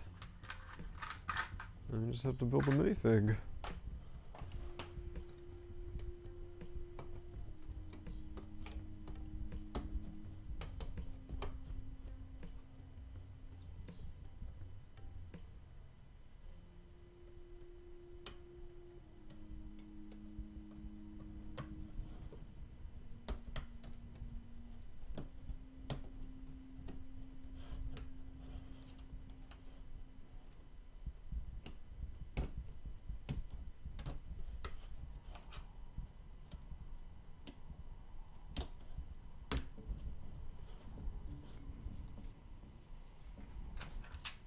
Oh yeah, and this thing.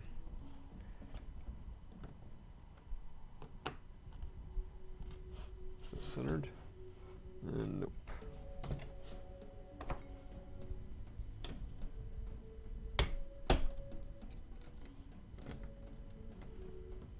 Like, oh yeah, just put it on there. It'll center itself pretty much. Alright, and that is the stand. Nice solid A-frame there. It's interesting, you'll notice the little thing on the top here is tilted back a little bit. So the actual, once the TIE Fighter goes on, it will be kind of in a tilted back position. Maybe makes it look a little more dynamic. And now, of course, the moment we've all been waiting for, the minifigure.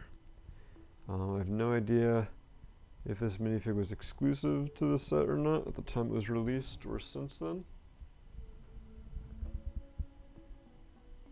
The face definitely isn't, but the pilot's body is definitely very detailed. He even has some arm printing on there. He's got like the Imperial insignia on both sides. So definitely a fancy printing there. And then of course he's got his helmet and his blaster. His poorly designed helmet that leaves the back of his head open. One day they're gonna fix that.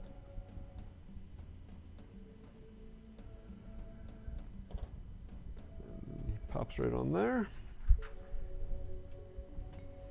Okay, if you're using the NAS as the storage for the ROMs and the media, then I think you could probably pretty much go with whatever you want, whatever works for you and your budget and the features you're looking for.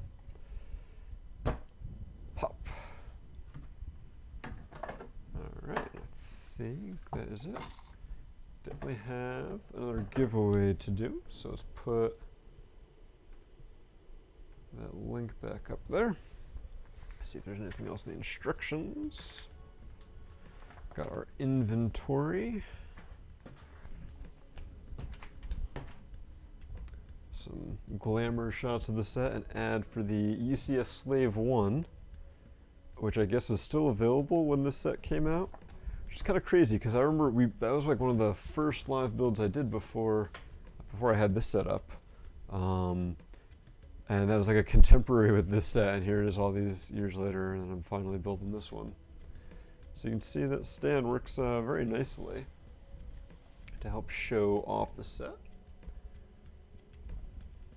I know, I think it was Vorak 1, Ponrock 2 was saying they weren't quite sold on the slopes for the cockpit.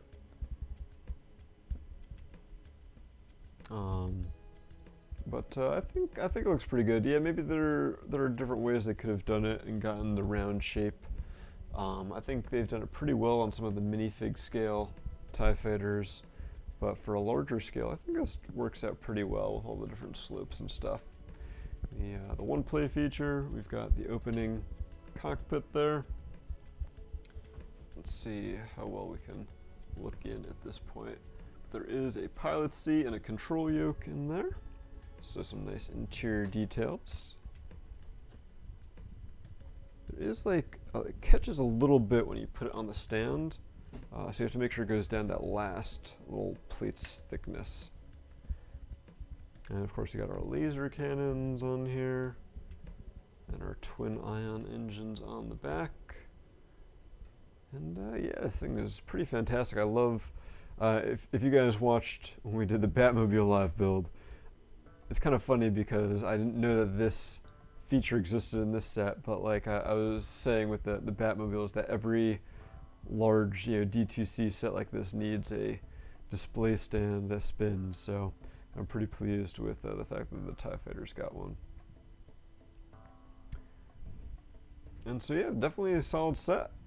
Enjoyed the build. There was quite a bit of repetition on the wings, as you'd expect. The wings and the pylons are completely identical and symmetric. I don't think I would have wanted any variety because that's not what the source material dictates in this case. So I'm completely fine with it. It just did get a little repetitive in a couple spots when you're doing the same thing like 8 times. But overall, I think it looks fantastic. It is a very solid build. There's some really cool techniques in here, and I had a lot of fun. Hope you guys enjoyed watching me build it and checking out the different style guides. So yeah, if you're interested in adding either the classic style guide from 2007 to your collection or the 2009 style guide, we are currently raffling them off on BZPower. You can head over to our forums and go to the raffles section. We'll probably be posting a reminder on the front page in the next day or so with the links there to help you find them. But if memory is serving, the raffle tickets for this guy are $2 each. You can buy as many as you want, and those proceeds go to support BZPower's costs, doing things like the giveaways we do during our live streams. We've got one more to do today, actually, before we wrap up. Our hosting costs, software licensing, all that kind of stuff. BZPower is not free to run, and we're not a business, so we rely on donations from things like this raffle and premier memberships to keep going. The 2009 style guide, also raffle. Tickets are $5, and we're going to be donating all of the proceeds from that to Black Lives Matter. Very important cause, something that hopefully everyone should be contributing to in whatever ways they can. Not Black Lives Matter specifically, but the cause in general. Getting rid of systemic racism and inequality in our society, definitely an important thing to be fighting for and supporting however you are able to. All right, so let's see who our last winner for today is going to be.